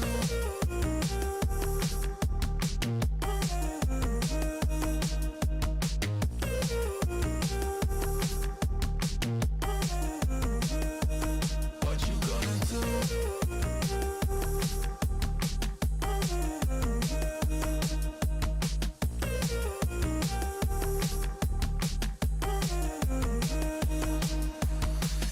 I've been in the good times already. You can see it on my face, I know. No more racing, we got it. We could reach it, yeah, we got it. Oh, I'm feeling good like that. So what you gonna do? And I can't stop thinking about you. What you gonna do? What you gonna do?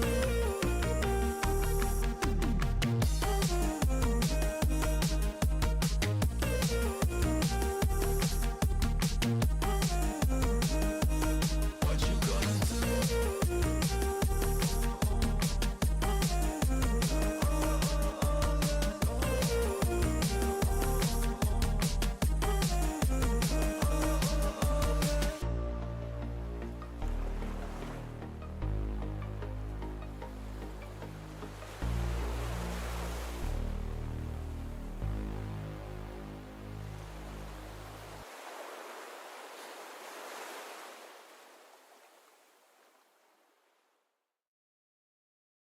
One, two, three, four.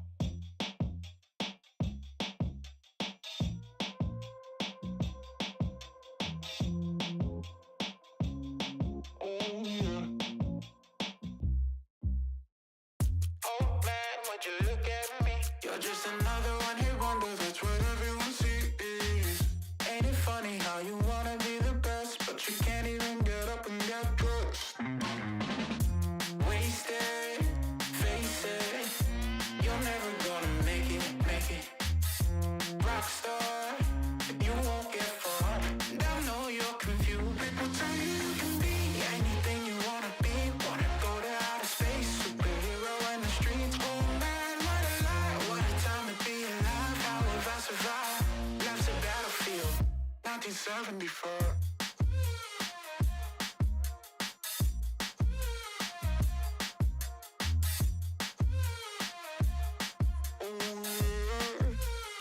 I think I'm going insane. I'm feeling crazy. Can't get it out of my head. Oh no, if the devil inside takes hold, then I just might wind up dead. Wasted, face it, you're never gonna be the one. Rockstar, you won't get far, but at least you had fun. People tell you you can be anything you wanna be, a king or a queen, as long as you got a dream. Oh no, it's a lot, they just wanna take your life, try to tell you it's a battlefield. People tell you you can be anything you wanna be, wanna go to outer space, superhero in the streets. Oh man, what a lie, what a time to be alive. How have I survived? Life's a battlefield, 1974.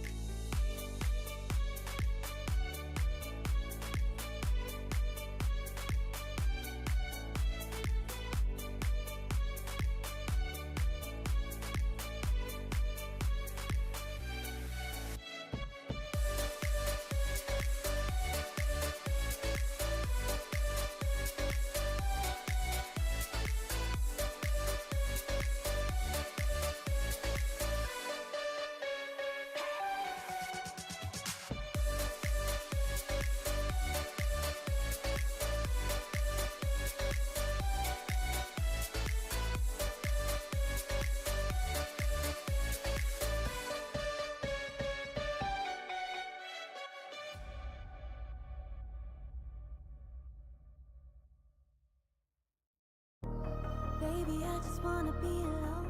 I don't need your company, stop blowing up my phone. You don't get the things that I've been through, and I don't have the time to lay it all in front of you.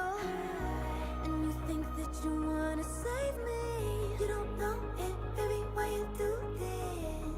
I got this under control. You think you do, but you really don't know that I don't need a savior. You can't be my savior. I'll save myself. I'll save myself. No, I don't need a savior. You can't be my savior. I'll save myself. I'll save myself. I'll save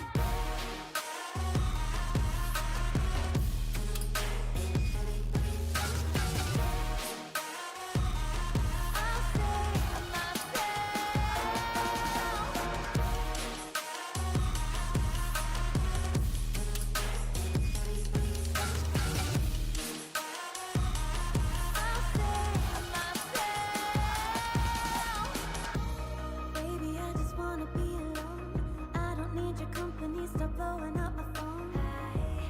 You don't get the things that I've been through, and I don't have the time to lay it all in front of you. And you think that you wanna save me. You don't know it, baby, why you do this? I got this under control. You think you do, but you really don't know that I don't need a savior. You can't be my savior.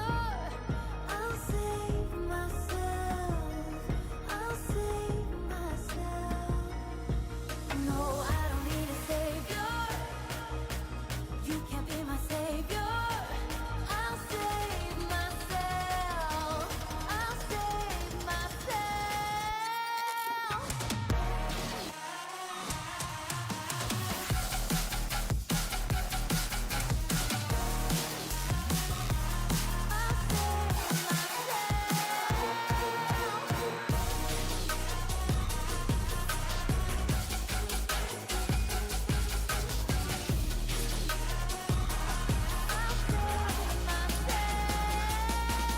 No, I don't need a savior. You can't be my savior. I'll save myself. I'll save myself.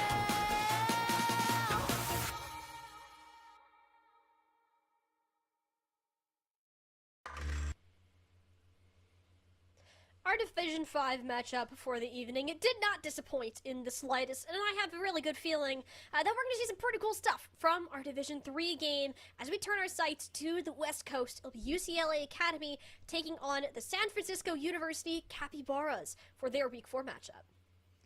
Yeah, the Capybaras looking for a little bit of a bounce back after being swept by UCSC, the same team that UCLA Acad actually beat 3-2 recently. So, a slight favor goes in the way of UCLA Acad in this one, but you know, the Capybaras, well, fantastic name just in general, but you know, Simon Fraser wanting to kind of bring it back a little bit here, trying, you know, have this second half of the season start on the right foot.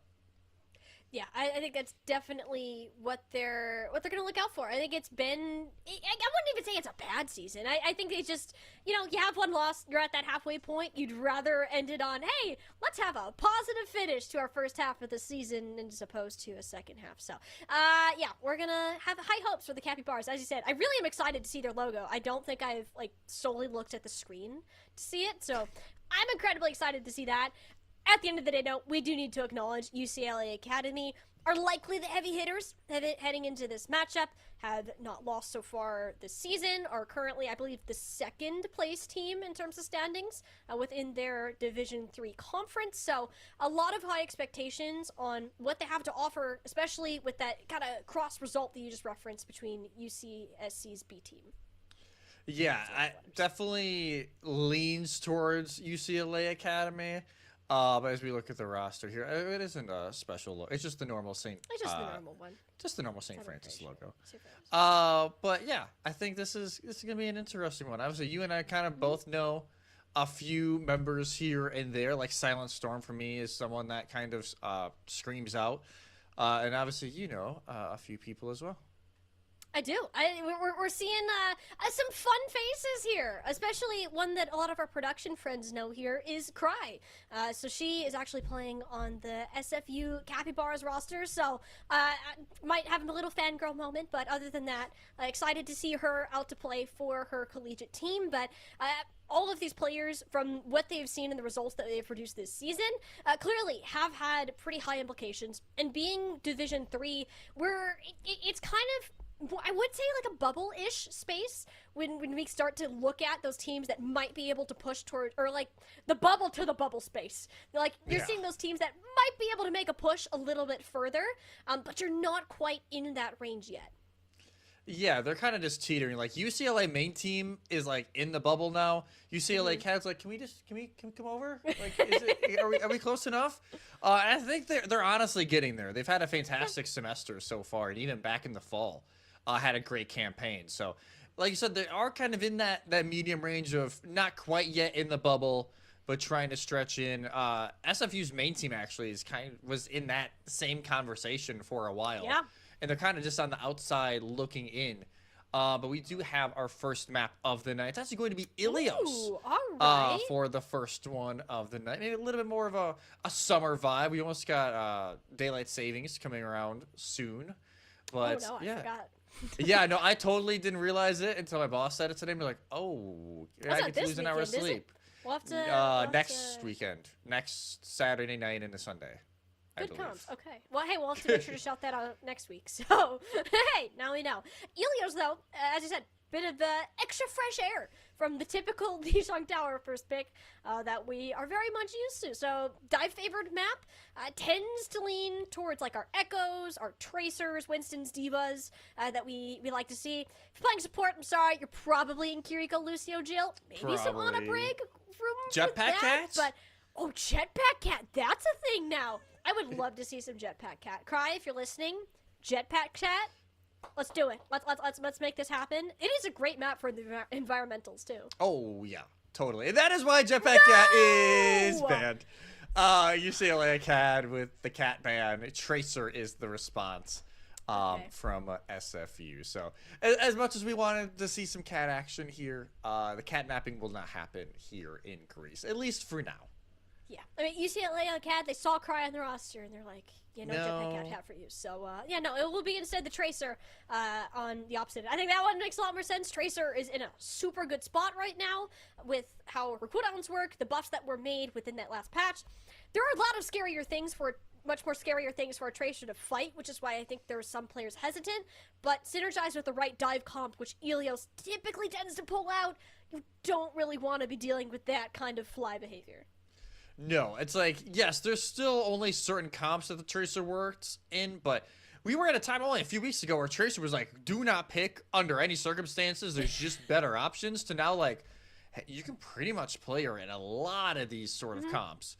So thanks to the new perks that she got and a little bit of the buffs like you mentioned. So I think here, if you're SFU, just try and play your own game, try and set the tone early. This is a UCLA Academy team that once they get rolling, they can be really hard to stop. And especially on a map like this, you can really snowball on some of these points. Absolutely. I'm trying to confirm real quick whose map pick this actually was.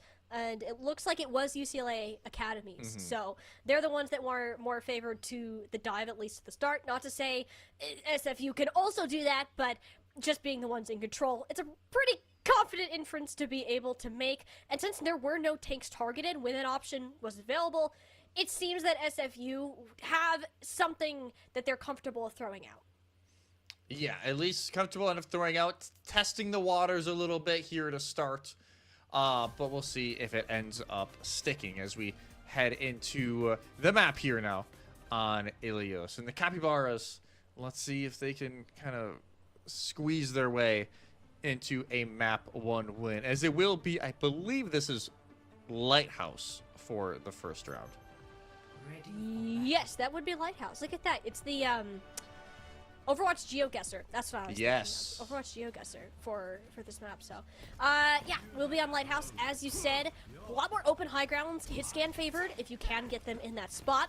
if we are starting off our day on a Doomfist mirror for Division 3, I mean, that's like the perfect transition. Like, we got warmed up in our first series with one Doomfist. Now we have two between both Self and Silent Storm.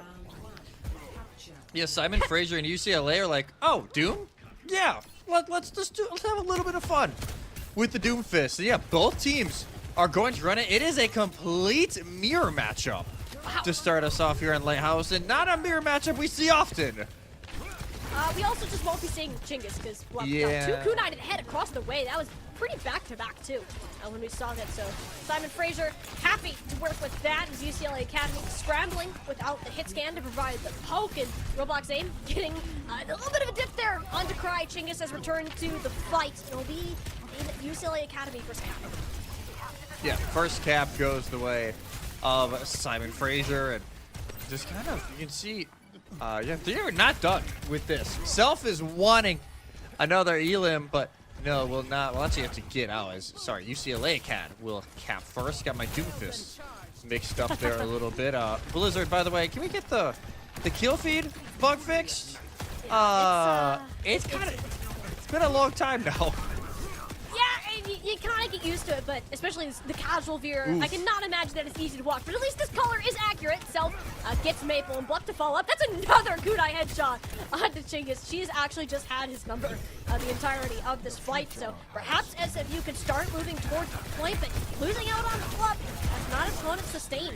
If this fight should go much longer, do inevitably get the flip. Not sure how long that's going to last with the way these health bars are at. Yeah, Silent Storm kind of realizes that, just grabs the Mega and gets out of dodge. And now, high ground advantage now in the favor of Simon Fraser. And yeah, again, just poking around, almost finds Maple to start us off. Incredibly doesn't cut back to Tomo too, who's extremely low out in the back line, but will eventually get healed up. Self not met with the same fate though as his teammate. So SFU now down a lot of frontline power. UCLA Acad seeing that will just go ahead, go for the swap up the point before all of the staggers are completed. Soy Sauce in a bit of trouble. Yeah, and all of a sudden the slam dunk from Silent Storm is attempted, but actually it's a 1v1 trade.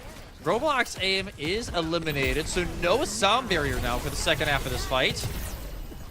No, not at all. It's actually going to be held on to, even through the overclock, which I guess it didn't really need. I mean, that's just another soldier dying to a Kiriko. I feel like that's happened a lot in these matches so far. Chinggis looking to change that fate with his own overclock, but nope! Plup's like, oh, you're doing something? Here's a kunai to the face. So, yeah, SFU will be happy to take that point back for the time being. No, Plurp has been all over, and Blade early from Maple. Whoa! And wow, okay. You played early, and that's sound barrier from Roblox aim. That only hits on to them and Silent Storm. Not exactly the turnaround you want by the time Soy Sauce gets back. That's two down to his Dragon Blade. So SFU, they're actually going to manage to maintain the control a bit longer thanks to his heroics. Yeah, some heroics and I will say a little bit of an ambitious play from UCLA Academy. With the beats, didn't have, with the Blade, didn't have the beat immediately to engage with, and yeah, that's kind of a failed play. No ultimates now for the Bruins to try and extend this round a little bit further. And Blurp, who's been on an absolute tear with the kunais, has the rush. Well, gonna look to set up something here, but for now, she's actually gonna get zoned by his little dive, and we'll be taking off first. Chinggis got his revenge at last after 3 deaths to the Kiriko of the Capybaras. So no healing really available consistently. Makes it easy for Silent Storm to start picking off the rest of these DPS. Self leading a rather quick end too. So the last fight, territory gained for the Capybaras as UCLA Acad get the flip. Yeah, flip goes over, but 99% for the Capybaras. And Plurp, she still has the Kitsune Rush in her back pocket, so still a good opener here to try and fend off this last attack from the Bruins. You can tell Roblox aim just try to build up that sound barrier, but won't have Soy Sauce. I think that boot might have done a little more harm than good. Yeah, just a little. You know, it happens. All Lucio players, you get a little boop happy. I mean, it so happened to be Cry in that moment. She couldn't have known otherwise. Silent Storm, though, having a field day with this Mythic Doomfist skin, all the cool effects. Very, very eye-catching, to say the least. It's full support ultimates from, I think, everybody on the map, but Bluff being down here is going to hurt in the long run for the Capybaras. They need to find a way to trade fast, but so far, it's worked out okay for Self. Oh, Overclock responding from Chinggis instantly finds the head of Tomo. Gonna look for more. Under pressure from Soy Sauce. 11 HP and takes him out with the final blow. UCLA and CAD, I thought they were about to crumble under the pressure, but it seems Chinggis will help bring this back in the final hour for this team. Bluff attempted to get one more touch, but she's instead in for a long falling journey off the map. The boop with the punch, yeah, just sent into infinity was the key to go. And eventually, UCLA and CAD are able to scrap that one out. But, man, yeah, this has remnants of the last series, Molly, of just scrappy the whole way. A lot of these one-on-ones. Just, yeah, a little unreal to start us off. And, yeah, it's Self leading the way, at least for Simon Frazier. Just fantastic so far. 12-3-1 for them. A little bit more of a well-rounded effort from UCLA Academy. Everybody at least having a great start and leading the way for healing is Sofa Mofa. As, you know, she's okay, maybe not landing as many kunai headshots as the doppelganger, but still lining up the value. I just think it's really funny that all three of Bluff's kills have been final blows onto Yup. Chinggis in this map. But Chinggis in a different kind of trouble, and that's the kind of the Doomfist is chasing the Widowmaker around the map. But everyone turns around, burns it down. It's like, all right, Chinggis, you're free to shoot your shot now. See if you can find anyone who's left sleeping on the other end. So SFU, they're just like, we're not going to fight this. There's no tank. We'll let you first cap. Yeah, first cap will go the way of UCLA Acad again, and this is going to be an issue. There's really nobody, at least initially, that can challenge Chinggis at this sort of range. And Self peaks half health. Yeah, as a tank, you're not nearly as concerned, but then something like that happens, you're like, all right, gonna be a little more cautious of what angle I'm taking on this Widowmaker. So it's really a 4v5 with these kind of close quarters battles, and it won't favor Silent Storm in the long run. It was actually a bit of an error there from UCLA Academy. They're fighting too far up where Chinggis can't get the value from landing the shots on the Widowmaker from a safe distance that we were seeing. So SFU Capybaras end up taking advantage of that, even a deflect kill onto the Widow. Go ahead and get flipped. I think this can get flipped back, though, by UCLA and CAD. Self is gone, so no tank to hold it down, but Cry does get one. Yeah, I mean, you're keeping it relatively tradable. There is a decent amount of stalling power on the side of the Capybaras. Cry still at full health and able to just bounce in and out of this point to make sure it doesn't completely fall out of control. And with that pick onto Sofa Mofa, I think it is time for an official UCLA Academy reset. Yep, official reset goes in, even though Chinggis is trying to find Cry, but she will just slip away for the time being.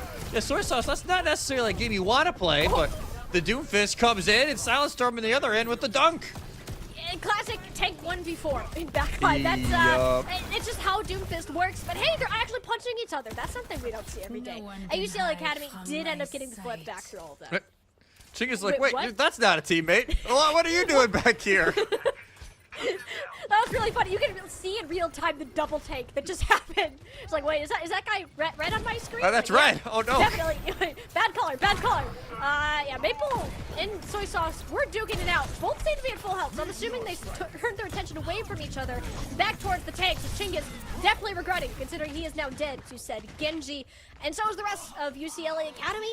Only a Meteor Strike had to be burned for that. There's so many flips happening in this round. This is exhausting. This is just, mid-fight flip, just back and forth and back and forth. Eventually, the Widow will be retired. Chinggis still trying to keep the long-range game going, though, on the Ashe. At least it's the blunder. I keep saying blunderbuss recently. I don't know why. The coach gun to get away, but it doesn't matter when the shurikens land on your forehead. Yeah, Chinggis is not having a good time. I like just at all here on Elias. Had a really good pop-off play, but since then, not allowed to say a thing.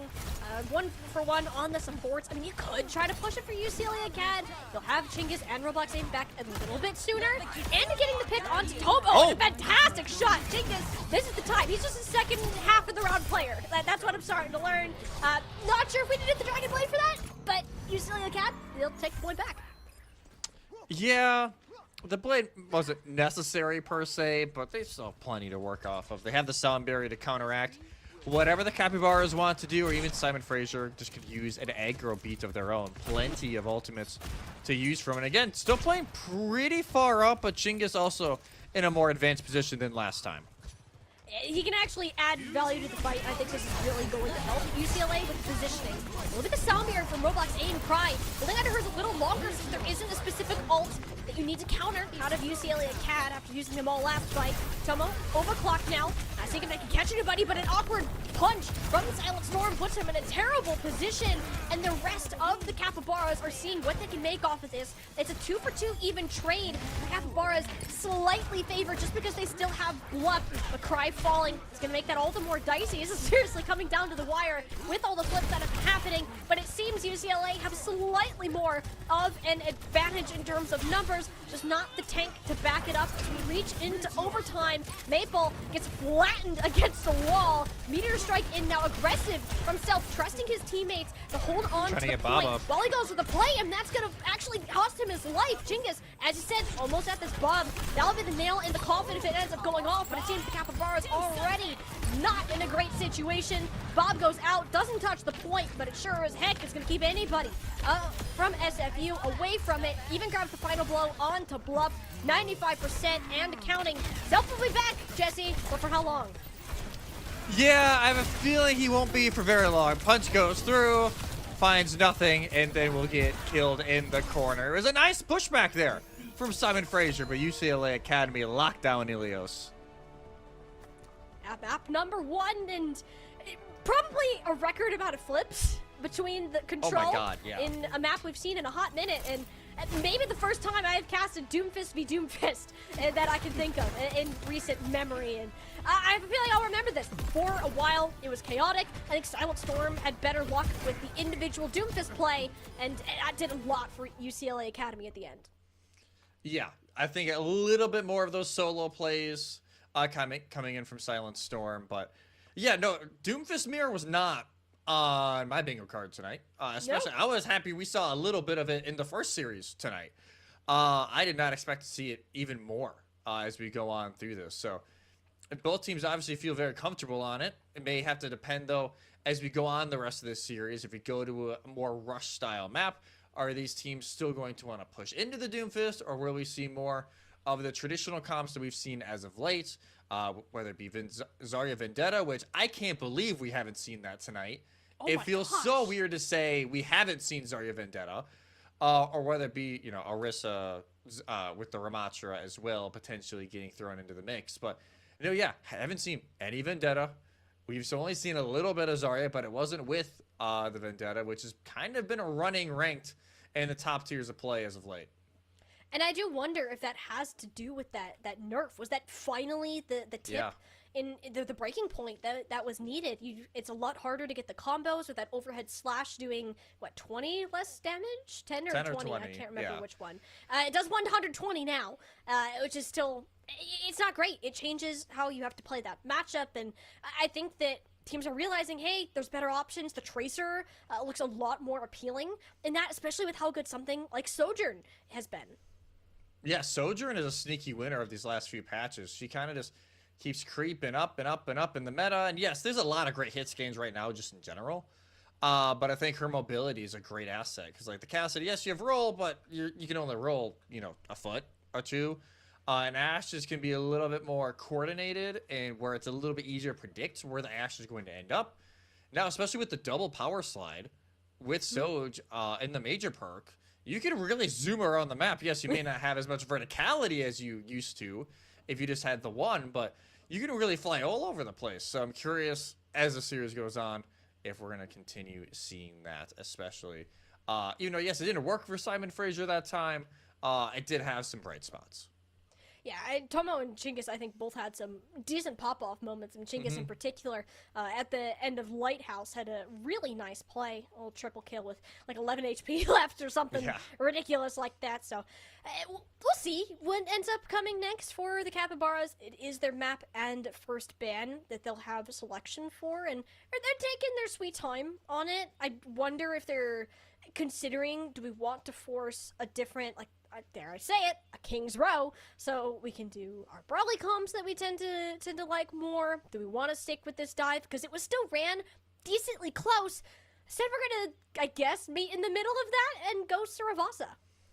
Yeah, still rush orientated, but we've seen like Wrecking Ball comps work here, Diva comps work here.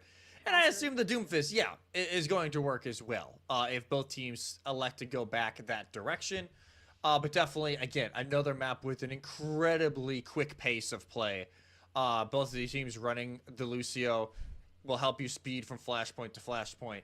So I'm actually really curious where these bans are going to go because both teams are kind of been settled in on this Doomfist Lucio Kiri mirror, just with the kind of small changes from each side.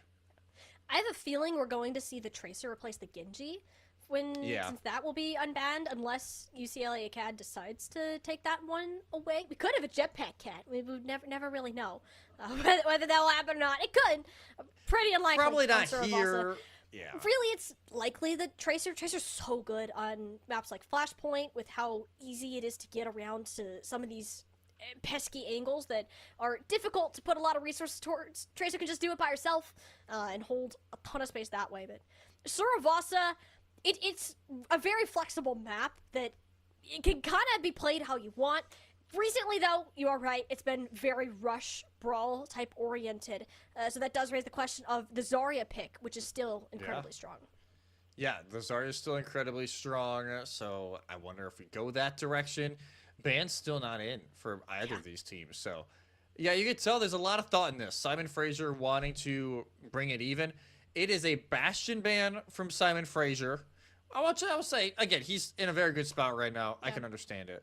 The Junker Queen ban is a shot from left field on UCLA Acad. It is either a PTSD ban, which we've seen from time to time, or it is a direct ban just due to great scouting that maybe we aren't super aware of quite yet here for the Capybaras. I think Junker Queen, when I see that banned, it feels like a scouting one. If you see a player that has a ton of Junker Queen time, you don't want to mess with it. It is a very mechanically and timing intensive hero. If you got it down, great. If you don't, well, you don't. It's very flippy in terms of that. So, assuming there's some scouting, anticipating Self to pull that particular hero out. Won't see it, however, and now these teams have to go back to the drawing board, or not. Let's just run the exact same thing we did last time. Yeah, just round 2. Here we go. No Tracer. Wow. Yeah, I am really shy. Unless Tomo could go Tracer after the TP. But I have a feeling Tomo will go back to the Sojourn. And also Chinggis. I don't know if they're locking this. I'm going to wait 3 seconds to see after the doors open. But yeah, they are sticking the legs on Soldier. So we'll see the swap here for Tomo. And it will be back over to the Soj. Okay, so one difference in these competitions as being the Soldier versus the Sojourn. You gotta favor the Sojourn in this. I think you have more burst and consistent damage output, and plus the range advantage over the majority of this map, especially on this first point. Chinggis is gonna have a hard time fighting players that are not within like a 20-meter radius, which we'll see be a difficulty later. But now it is the Capybaras who are the ones currently on the objective. Silent Storm looking to join them and actually take out Tomo in a very coordinated dive in the back alongside the Lucio of Roblox. And love to see this type of synergy from UCLA Acad. They're just going to wipe the Capybaras from the point. Yeah, Staggers will not come in. Actually, they will. Blurp, she tries to get her Genji out and does not work. Ends up actually taking herself out and the stagger from Maple. Soy Sauce doesn't even get the wave respawn with Blurp. So that is a bad to worse to even worse scenario for the Capybaras. And like you said, the Soldier on paper should be an issue for UCLA, but it's actually worked out decently well so far, as long as they don't allow Tomo to kind of really extend the distance. Yeah, I mean, they're doing a great job of getting these picks early. You can see how aggressive UCLA Acad are playing. You're going to expect trades, but they've also just made sure Tomo can't play the game. There's a back cap that happens during this. I'm assuming Soy Sauce, maybe? Who's over there? Yeah, I think it was Soy Sauce. Just kind of skidded over, got the flip, and it won't be for much. It'll be 17%, but If you look at it, it already would have been 80% for UCLA Acad if they did it. So it does give the Capybaras one more full fight here on Flashpoint 1. Yeah, they don't have the extra oomph, I guess, to really get through and set up these flanks that they want. UCLA have been incredibly proactive with the angles they've been taking, but eventually they will punish Maple. The well-timed Kitsune rush, helping charge up Self Punch a little bit faster. Attack Visor from Chinggis, see if you can find the Genji.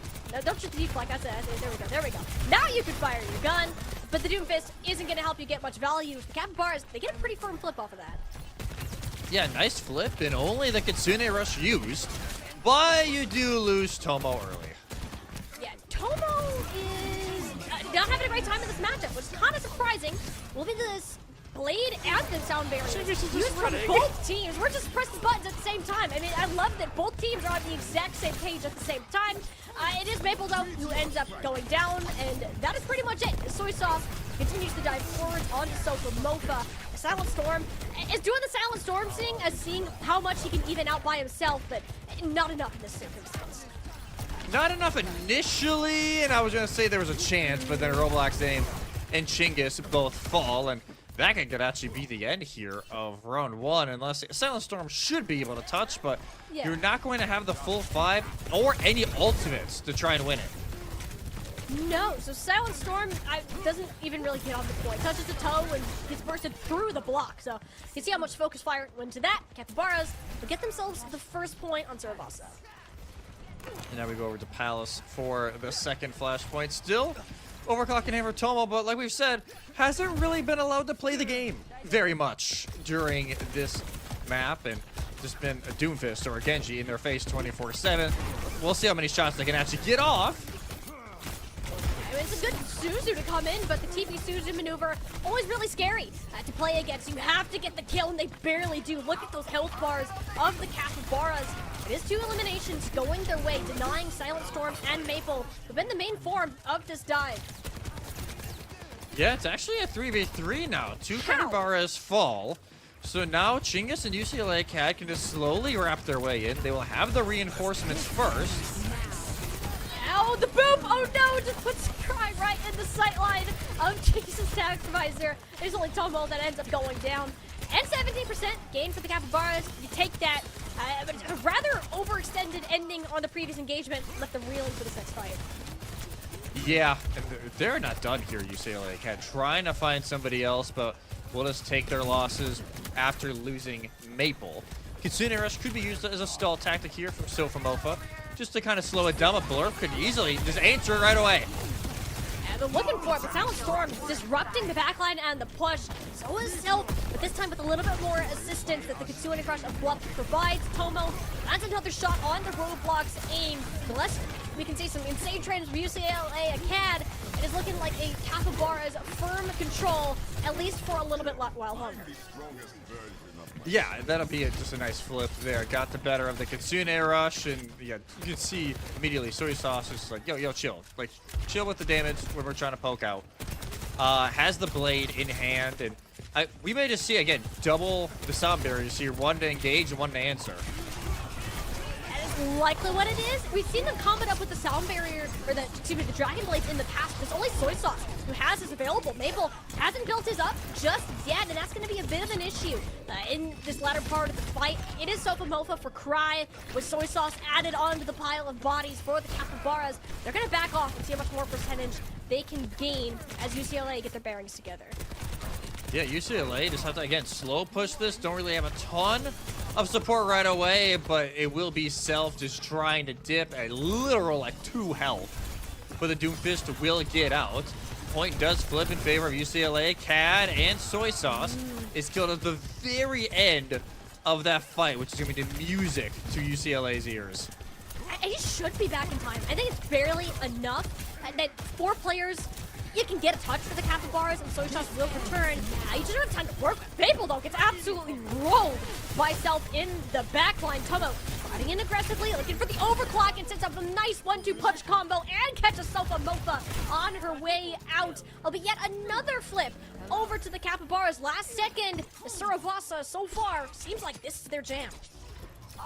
Yeah, Cervasa cruising right now with the Capybaras, and now we'll need a mini reverse sweep on the map for UCLA Acad to get it into 2-0 territory on the rotate. Over already, Tomo picked off by UCLA Acad, who spawned behind Simon Fraser. Yeah, that's unlucky. Sometimes Ooh, spawns good don't work in your favor. It is a Doomfist. You won't be able to get back on the map. Faithful at the Dragon Blade, but it lands a couple single swipes, but nothing more than that. In fact, Soy Sauce, who has had a much better experience without the Dragon Blade than with it, eventually will manage to chase down the Cry at the tail end. Wants to commit the Kitsune Rush to this, and Bluff decides to hold on to hers. Doesn't quite think it's needed since Sofa Mofa is down, and with how much Tomo is doing, you probably didn't need to add it on, but you need all the insurance that you can get. Capybaras will get the first capture once again. Yeah, I think that's worth there for the Capybaras, because they're in the mindset of, we win 2 or 3 fights, this map is just done. They're not trying to still plan out 3, 4, 5 fights ahead of time. So they can play a little more aggressive right now with their ultimates. Continue, yeah, Blade almost up. Tac Visor though from Chinggis, but it's kind of force off this early aggression. Yeah, it's more of a get out of my face Tac Visor than I'm gonna go murder your supports kind of visor, which is okay in that situation when you need to get close to the fight. Sunberry there from Cry. Roblox aim didn't have one to match. That actually will work out in UCLA's favor. No, it got stunned! The Ajax, courtesy of Self, is the hero for the SFU Capybaras. That was gonna be pure disaster if that went off. Yeah, that would have changed the fight, and now these staggers are going to be rough. Sofa Mofa, she is eliminated. The Soldier is going to as well. And now 20% remaining. It is going to be a scuffed touch here from UCLA Acad. And that's to put it lightly. I think Silent Storm will be the only one to get there, and he's going to have to use mid-year strike to even do it. Because he's waiting as long as he can to stay in the sky before sticking that toe on. Instantly dealt with the remnants of Tomo's overclock. Maple's Tracer stole a little bit longer, but this is just a complete flip of the game. The Capybaras get their bearings back together and will full sweep Suravasa to tie up the series. That was nasty at the end from Self. I can't lie. That was disgusting. But yeah, Capybaras, again, Flashpoints 1 and 2, yes, they were pretty much 99-99. Last one, though, not at all. Just fully for Simon Fraser. And yeah, all of a sudden, best of 5 is now a best of 3 in the Doom play. Again, the thing we really didn't expect today, really shining from both sides, especially Self setting up a lot of these fights, whether it be the punches to kind of a little bit of disruption in the back, or even drawing some attention from certain members of UCLA Acad so that their DPS can finish up. The Doomfist play has been great. I think especially the coordination between Self and Soy Sauce for the better half of that game was fantastic. I think that dives, it's not just Silent Storm going in by himself and trying to trade the rest. The coordination, I think, was just a little bit better for that part. It seems very likely at this point that we are going to continue with this Doomfist v Doomfist for the rest of our series, unless we see a ban slapped on it, or maybe something like an extremely brawly map where you're actually going to be suffering if you keep playing it. If you play Doomfist and you play him well, then great. I don't think there's a reason to stop doing it. Yeah, at this point, you might as well stick it, as both teams. I wonder if it's almost like a gentleman's agreement at this rate. Like, we're just going to run the Doomfist, right? Like, hey, we're just having fun with it. But this feels pretty wide open, and it's going to be, again, these minor, like, play style adaptations rather than these full-blown composition changes that are really going to determine this map. And it may just be the back and forth of whoever wins their map pick, and if that's the case, it's advantage UCLA Acad. Absolutely, and they're gonna continue with that. But I mean, that's a later issue. Ideally, you don't want to get to that point if you don't have to. I would say pretty much every one of these rounds has been really close. Like, it's honestly crazy to me how all 3 rounds still ended up going the way of the Capybaras. Most of them were 99-99 or something close to it. So we're still in this very scrappy trading back and forth. And I'm starting to notice how much prioritizing fighting on the objective has kind of changed that and helped shift things into the Capybaras' favor. Yeah, they're trying to fight way more on point. UCLA, we saw it, especially on first Flashpoint. They're pushing up as far as they can, trying to play off point, trying to catch these 1v1s. And Simon Fraser's really trying to reverse that. on its head. But we'll see if the playstyles continue to change up here. We're going to take a quick break before map 3 of this series.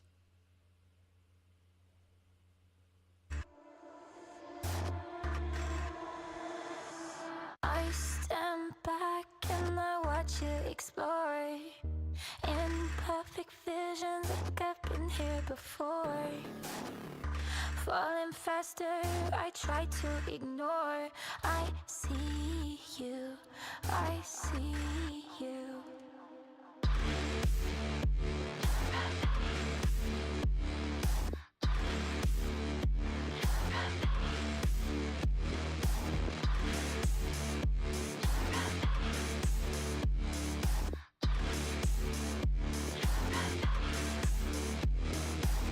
I'll let you drag me to hell if you hold my hand.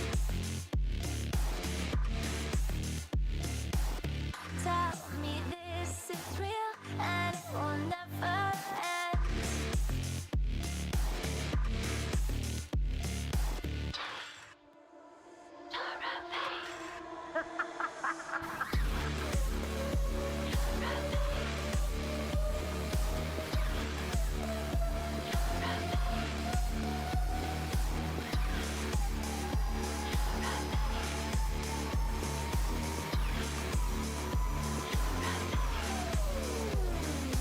This is not what I came here to find. Memories show that I'm out of time. See a shadow, don't know if it's mine, but I see you, I see you, I see you, I see you.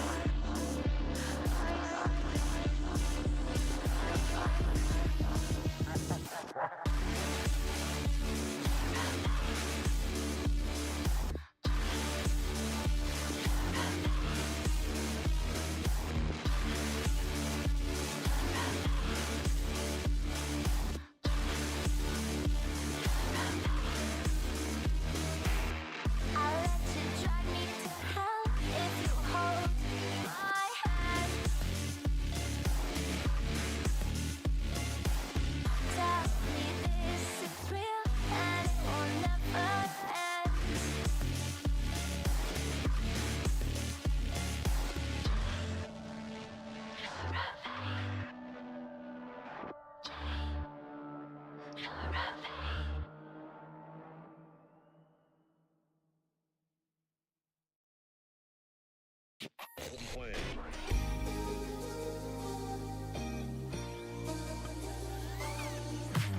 Way too many faces in the crowd, but I think that I see you. One too many drinks got me changing up the way that I need you. Now we're both at a bar, acting like it's not hard, trying to feel something different. Talk to somebody new, kinda wish it was you, kinda numb to the feeling. Now that you're gone, they say time should heal, but it's been too long. Couple months and I can't seem to move on. I can't seem to move on. I can't seem to. And we are back to a Division 3 matchup that has yet to disappoint. In fact, far from it. We are currently tied at 1-1 between the SFU Capybaras and UCLA Academy. Map number 3 on the way. It is a UCLA Acad pick after they got swept on Saravasa. Yeah, it'll be back in the power here of the Bruins on where we go next. And what is with Havana today? Both escorts is Havana. Why? I'm not I do like the map, so I'm not against it, but it's just fallen so out of favor in the competitive scene for such a long time. I wasn't really expecting it. But hey, if we want to keep doing it, this is a map that I don't know if the Doom is going to work. We kind of saw that in the last series. Didn't necessarily work very well. So we may actually see some changes here on the tank line. This is so strange. And again, Why are we picking this map? The thing that comes to my mind first is poke is really, really good right now. Why are we So, banning the cat again? Maybe working on that. Why are we banning cat on this map? Are we like, oh, maybe putting hit scan in weird positions? Maybe? Perhaps? I don't know. It could be a throwaway ban. Maybe not. I wonder if that was just... No, it was UCLA banned first. Yeah, so I don't... That's an interesting one. They must know something that we don't. All it takes is one bad scrim for the damage to be done. Especially with the this cat. hero. Especially with the cat. I Oh. wonder if there was a bad scrim due to a certain jetpack cat that is forcing that out. But the Sojourn ban, yeah, makes complete and total sense. So probably seeing either the Soldier continue here for UCLA cat or maybe something else as well. Yeah. Is it Tomo has stayed on the Sojourn the entire time? Pretty much. From what we have seen. It's actually been Chinggis who's moved from like the Soldier, the Ash. We even had a Widowmaker at one point, which is still available. Did not get banned. Would have been one I actually would have expected, but since it was UCLA Acad's banned first, highly doubt they would want to take that one off the table. And in fact, Chinggis will decide to just pull it out right now. For the start of this. Only thing that's really different is the backline. Sofa, Mofa, and Roblox Aim taking it on a break approach. Yeah, the traditional support line to go with the dive, which will help a lot. I do think the Brig is a risk here, though, just because of how long range this map is going to be. I'm not even going to talk about the capybaras until that clock hits 0, because, yeah, even though we got one heck of a dance party going on right now in the spawner room, and a few changes already being made. This is at least, well, I'm not even going to say slightly more normal. We got some changes still happening. And on a map where, hey, Doomfist shouldn't work, we still got the mirror. All right. I was thinking as soon as you said that, like, we are so getting Doomfist right now. Although Bastion Widow is also very interesting. And Chinggis also has sightlines to work with on this map. So that is a big difference from the time he tried to play the Widow as Helios, already finding great value. And Blup, oh, she's back over to that Kiriko, hoping to make Chinggis' life a little bit more challenging at the start. Couple swaps actually coming in. Yeah, she's like, you want to play long range? I'll play long range. I'm good with that. Tomo went onto the Widow for like 10 seconds and then realized it's maybe not the call. So it goes over to the Ember, but it's actually going to be Silent Storm. Cornering Soy Sauce, able to find the elimination onto the Genji. And this cart will just continue to stall here until some real high ground contestation can happen. And, well, that's not a great start. You know, I was a little hesitant seeing Chinggis roll out on the Widow, just how difficult and, well, I'm going to say poorly that went on map number 1, just because of the pressure of Soy Sauce itself. And if he's hitting the shots, that would matter. Uh-oh, it's his mortal enemy coming back. My what a God. flick! Goodbye, pull up. I don't think Chinggis can be stopped now. It's just impossible. Well, okay. Well, put it on the board. Soy Sauce is still there. That's was a just cast fortunate curse. timing. You know, he was popping off. He was looking great. You gotta back off. And Wow, that's the pick you really Mari. need for the capybaras. They're moving now. It's fine. All right, never mind. They're gonna stop moving. There's a maple back. What? Okay. Oh, that was ballsy, to say the least, from Self. But they do get out of it for the moment being. But no, artillery strike could wreck these plans. Yeah, just a little bit. It's not. I barely consider that an ultimate. It's very rare we see it get a ton of value. In fact, I think maybe one of those was in the range of a player. It was like, I need to get out of this ultimate fast so I can turn around and take care of self. So that works if you think about it. Still value from the ult at the end of it. UCLA CAD, they'll get their positioning back. Yeah, positioning fully in their favor once again. Half the time bank already gone. And Chinggis back at it with some pretty aggressive positioning. Nano from Sofamofa ready to go onto her Doomfist. And I feel like Silent Storm could just go in, get the Nano, and then once Nano is done, use the Meteor Strike to get out and start the fight all over again. Considering how much he seemed to enjoy going in solo, that would make a ton of sense. You're not really going to have follow-up with this specific comp either. Maple does overstep, though. Takes a couple too many shots out of Tomo.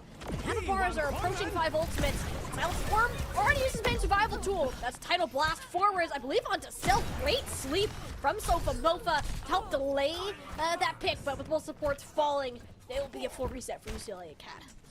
Yeah, great sleep, but the damage was pretty much done already there from Self, and Cry. And yeah, this cart will make its way to the end. It is just Silent Storm kind of stuck and will get punched into the mural wall. So 3 minutes here for SFU. And you can see Silent Storm still chilling in the back. I don't know about chilling. That health bar's Yeah, pretty maybe not low. chilling. To be considered, how is he still alive? I'm honestly impressed he lived that long. Eventually goes down. The most impressive part about this push so far, the Capybaras have only used one ult. Oh, Yeah. Oh, good that's a cleanse. good. Things are kind of going okay. There are some of the ultimates we use, or really just one. And the Meteor Strike was more so self. Uh-oh, I'm slept. Get me out of here. Completely understandable usage there. Genghis, in too many sight lines at once, realized that a tad too late. The blade from Soy Sauce wants to be the cherry on top of this fight, but instead is the support line of Cry and Blup, finding one apiece, and we'll keep this payload moving. Yeah, just a great way to snowball that out. And now, again, they still got a lot of ultimates here. Like Kitsune Rush, they got Tomos as well. Nice punch, kind of fend off this initial rush in, and now yeah, Tomo's in a brilliant spot just to end this. Yeah, and there's nobody that can get over to contest that unless it was Silent Storm. There's the protocol takeover. Yeah, that's kind of it. You're not going to go anywhere near Tomo on the point. 3.5 minutes now left remaining for the Capybara's push. Yeah, you didn't even really need override there from Tomo, but you kind of just like to use it to make sure it doesn't get messy. You don't have to use either of your other two ultimates during that fight. And that was one of the best second phases I've seen in a long time. Ooh, that was risky game. It's so common to see teams get stuck at that specific spot. I think it was the Widow. It's just so hard to maneuver, especially when you have Self on Doomfist that can close the gaps so fast. You're never really safe. But he's happy to go back on it on this third objective where the gap is much wider and you have plenty more angles and much less contesting power. And just Tomo on this memory though, who's been a real difference maker. And Soy Sauce has just been a Chingus duty. That's been his big job. The entirety of this attack has been working for the Capybaras so far, and Silent Storm has struggled to come up with the same amount of value. Just contesting the card. It does help. It means you're not taking progress, but you're going to have to back off eventually. Yeah, and it's still an overall fight win here for the Capybaras. And Silent Storm, yeah, like you said, the delay was fine, and it guarantees another full fight, but there is bigger wounds here that still need to be cleaned up if this defense doesn't want to kind of spiral even further. And Meteor Strike used by Silent Storm just to stay up. But here's the blade. Yeah, Maple gonna go ahead and see that slice Tomo in half. Looking for the Kiriko. Great time Suzu and Bluff. The Silent Storm right there holding Maple's hand along the way. That'll be a nice fight win for UCLA Acad. And not even... okay, never mind. That was pretty much all their ultimates. Yeah, kind of. They have Infosight, but that's really not much right now. Okay, now if they have no ults. Yeah, now they have 0 ults. Maybe a Nano soon from Sofamofa. Meanwhile, I have a feeling Cry's Tidal Blast is going to be on to Self very soon. That would've been Or crazy Source if that Sausage hit. instead. Okay. I mean, that works too. I mean, it was kind of looking at death in the face for a little too long there. Not great cover on the corner. What was the takeover protocol? Actually, towards the high ground, and Chingus like, oh, you want to stand still in the air? That's okay with me. Did play Kovacs to warm up today. For a couple more shots on the way out, just chunking damage. Self realizes maybe I should punch straight at a Widowmaker. I'm assuming we did not mean for that Tidal Blast to go on to Blup. She goes in to try to get value on it, pays for it with her life. Cry, yeah, I can get the Widowmaker. You're just going to suffer so much more without Blup in this fight, so you're going to back off with the final one. Yeah, you just lose so much healing, but they're still trying to win this, Molly. Blade, but gets knocked away. Yeah, the whip shot there from Roblox A just denies Soy Sauce entirely. Meanwhile, half of the Capybaras ended up going down to this Maple Silent Storm duo, who's found much better synergy on this map. Ooh, that was maybe a That was a whoops. whoopsie. Yeah, that had to have been a whoops. Oh, Soy Sauce. Oh, poor Soy Sauce. It's like, ooh, free food. Every college student's very favorite thought whenever you see that. But is it looking up for UCLA Acad after getting snowballed on second point? They denied a full fight for at least the next couple of seconds if they can take care of Self pretty quickly. It's in putting CC jail, and the deflect on Genghis, while it probably looks really cool, is not going to help too much in the long scheme of things. At the blade out from Maple, takes out Bluff. Gonna see if he can find any more as the Tracer from Tomo. Best he can do is stall time. Hope to get the Doomfist back. And maybe take out Roblox save, but no. Healing will come in from Sofa Mofa. These falls, and so does the Capybara's time on the attack. Yeah, it'll end here at 86 meters.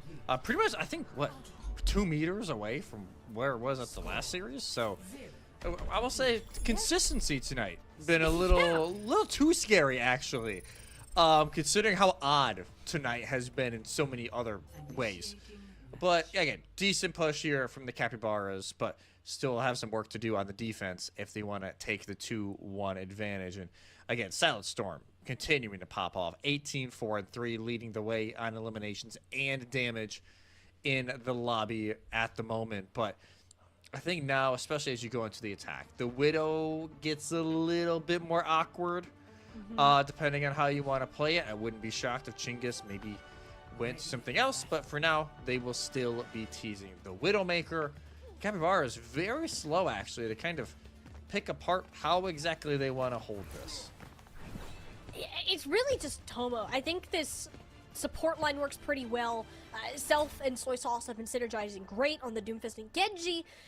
And really the only difference is what hit scan are you going to run? And I believe that's a cowboy hat that I'm seeing in the corner of my screen. Yes. Which I'm not too sure how that goes. Genghis, outside of that little stint on first point, has gotten a ton of work done on the Widow.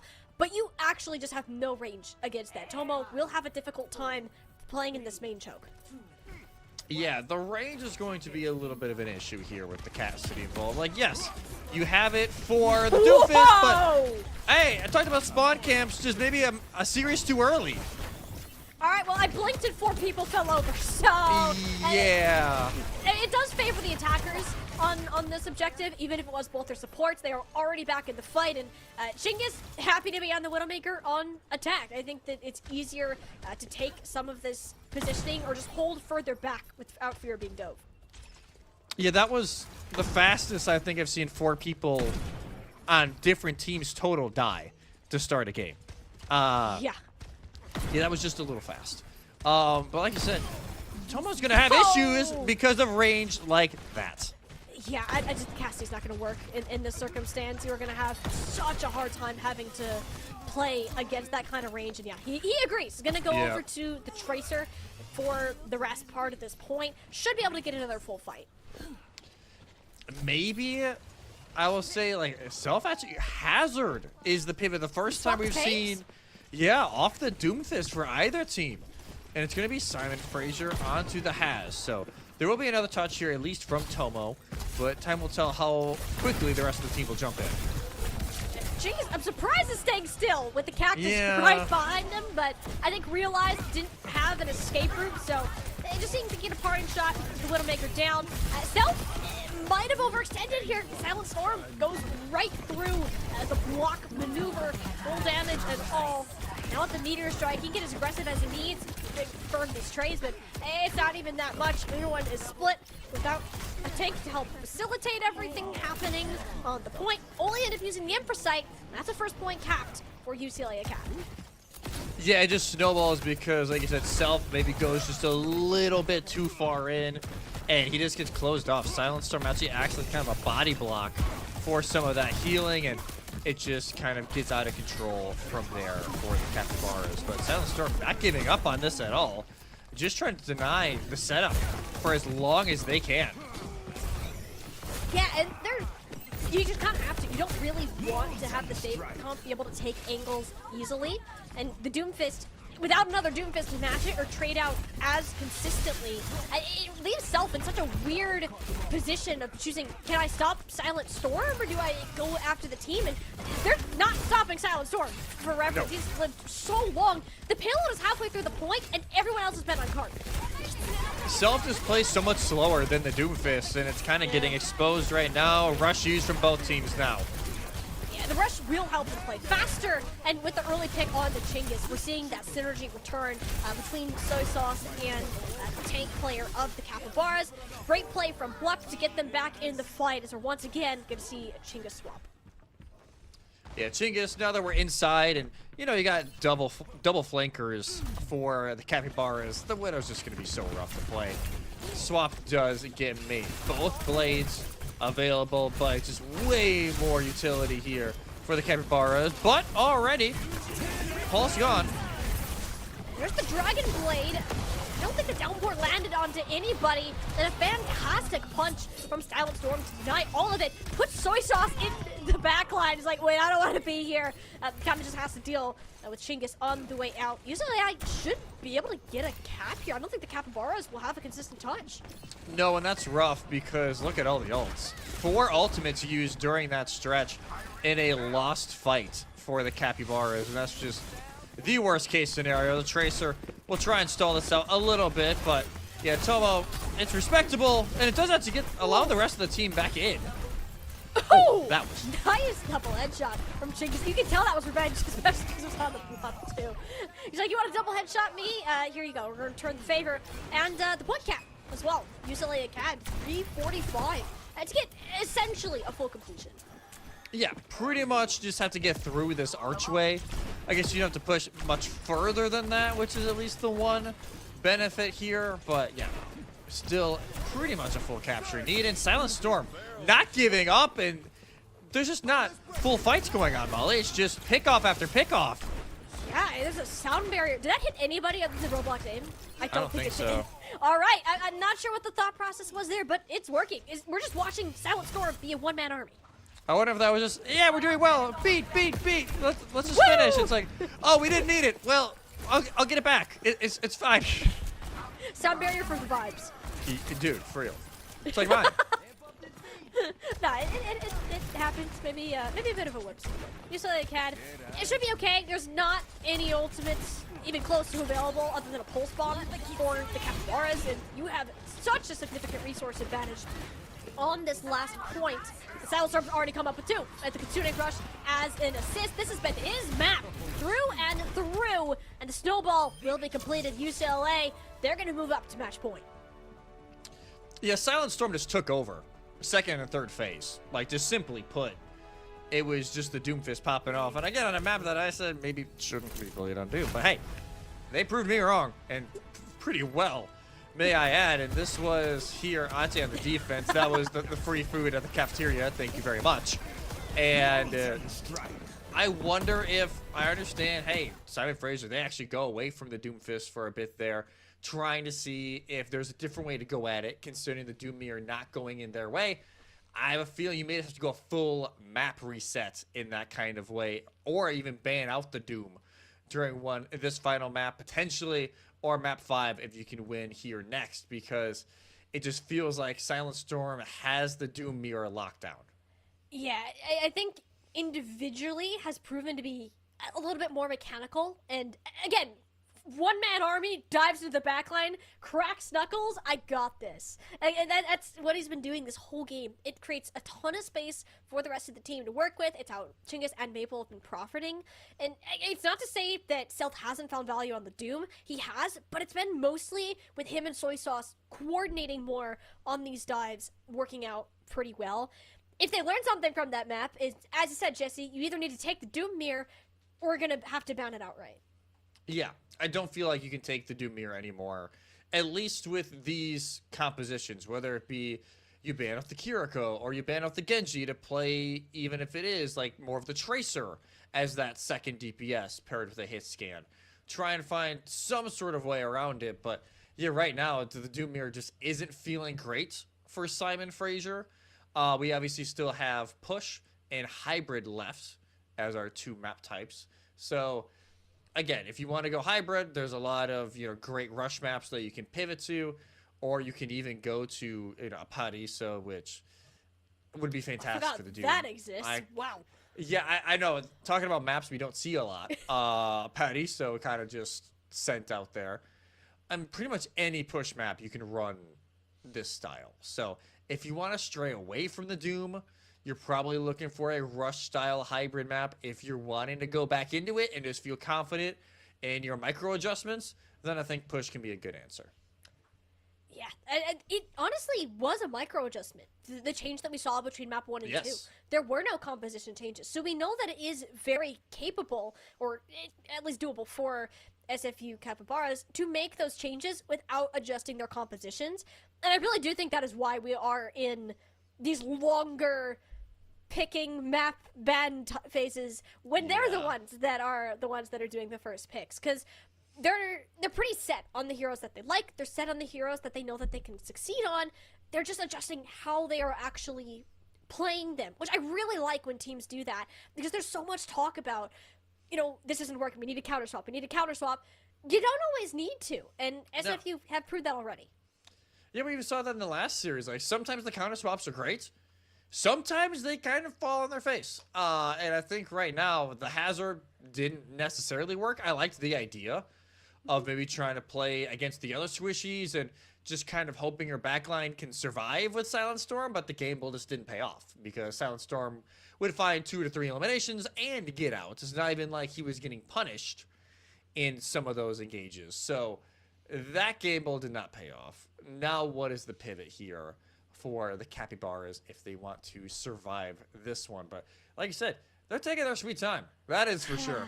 A lot of time figuring out how they want to go at this potentially final map here of the night here in NECC Overwatch. It's a wild night across the board. You and I were looking at Division 1 during the break, and holy upset we saw over there with Arcadia sweeping NC State. I don't think anybody saw that coming tonight.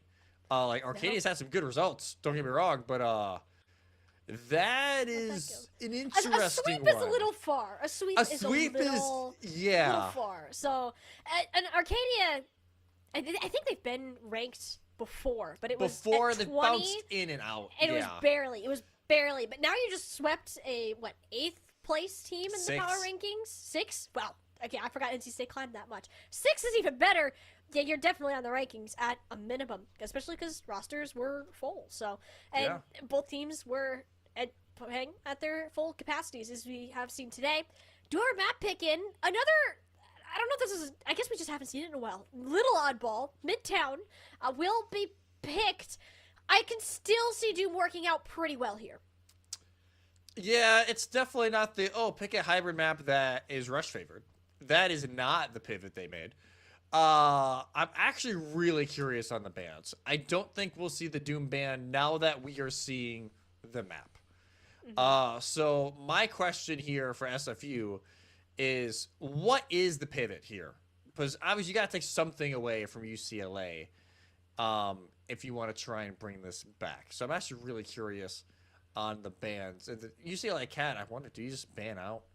I don't know if you need to ban out anything in particular here that the Capybaras are doing. I think if you're the UCLA Cat, you're feeling pretty good about how that last map went. So unless maybe you ban out the Widow if you're the Capybaras. Maybe. I feel like it wasn't the worst thing. It's a very glass cannon pick, and I think we saw Chinggis play it as such. Either got 3 or died first every fight that was lost. So a little risky to be played Midtown relatively close quarters, at least compared to Ivana, which that map is insanely open. I know what we won't see banned. Jetpack Cat, that is now permanently available for the rest of the series, since both teams have opted to use that ban. Could use that for some stuff, like getting over the subway car on first point, if you wanted to be that creative. Do I think it's going to happen? Probably not, but one can hope. Yeah, you never know. We've seen it a few times, and it will be the Widowmaker ban here from SFU, and the Zarya ban from UCLA Cat. So I wonder if that's just like, hey, they haven't shown it yet, but in case it is in their arsenal, there are certain phases of this map that the Zarya can be really potent, especially third phase. So taking that away kind of, again, leans more into them wanting to keep on the Doom. UCLA No, they had second ban. I had to think about that. Yeah, Yes. they had second ban. So I was like, did they protect the Doom? No, they didn't. No. Yeah, so the Widow going away.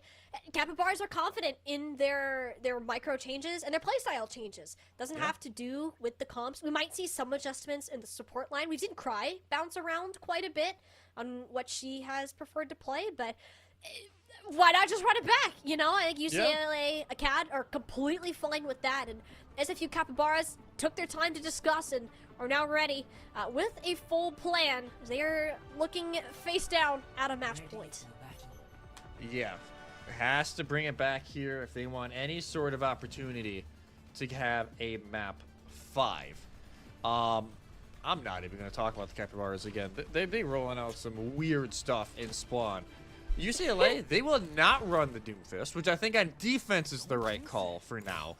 It will be the Domino, which I will say is a very decent counter to the Doomfist, especially with that push-off. And they also just super poke heavy. We see Mizuki back for the first time in a while.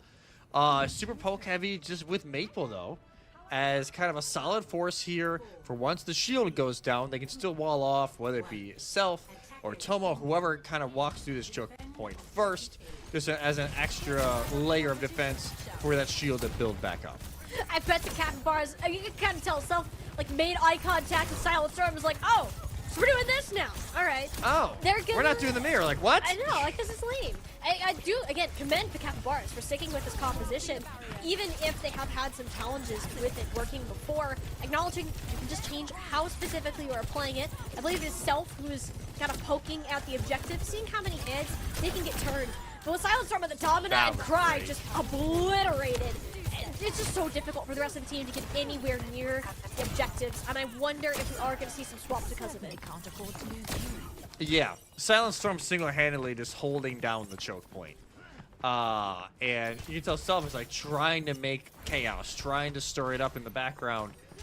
But there's only so much they can do, especially with the way Silent Storm is playing. And yeah, already back at point. Maybe it has to focus on displacing Silent Storm more than anything else. Yeah, at this point, the tank might be more of an issue, and he seems to agree. Instant punch onto the Domina.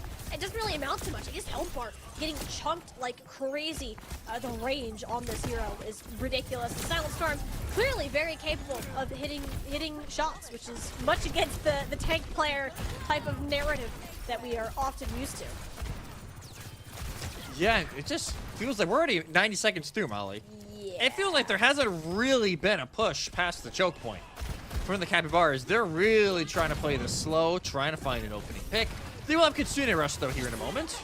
Yeah, they'll be able to work with Bluff on that, with not really anything to match it. And without Self, there's not really anything you can do about a full push. Chinggis remains uncontested on this far angle. Even if you're able to wrap around, there's no way to get to the spot that the Ashe has been holding down. And all it costs the Capybaras one ult. UCLA Academy used nothing. Yeah, just nothing from UCLA Acad. They will have all 5 ultimates for this next fight, and Self has given up on the Doom. The Ramatra is the pick, which I will say, the fact with Nemesis form, you can punch through that shield anyway, is going to be a great asset. But now, again, you're still so far behind in the ult economy and even the perks to where it's going to be a little bit rough here unless they can find an opener. Look for an angle, but at this point, it really feels like a neutral fight might be your best choice. It's just going to be every ult that ends up coming out. Tomo hit with the Tidal Blast, Silent Storm walking on forwards on the Panopticon. That is 5 ults, actually, out of UCLA Acad. Best case scenario for the Capybaras. Truly in lockstep. Yeah, whoops. A little too trigger happy, I think, UCLA Acad. It will be some swaps as well. Cry. She'll go over to the Lucio that we've pretty much seen her on most of today. Yeah. Ult advantage now, like you said, in favor of the Capybaras for the first time in this entire map. But you still got to make sure you actually get something from this Blade. The Blade is... Price so low. Yeah, the Blade is going to be their only thing you have to work with. Unless you can build... You should be able to build the Kitsune Rush, actually, within the amount of time, especially with the Domina. Poking it now. Soy Sauce, though, has to get out alive. He's the one that you need to start this fight.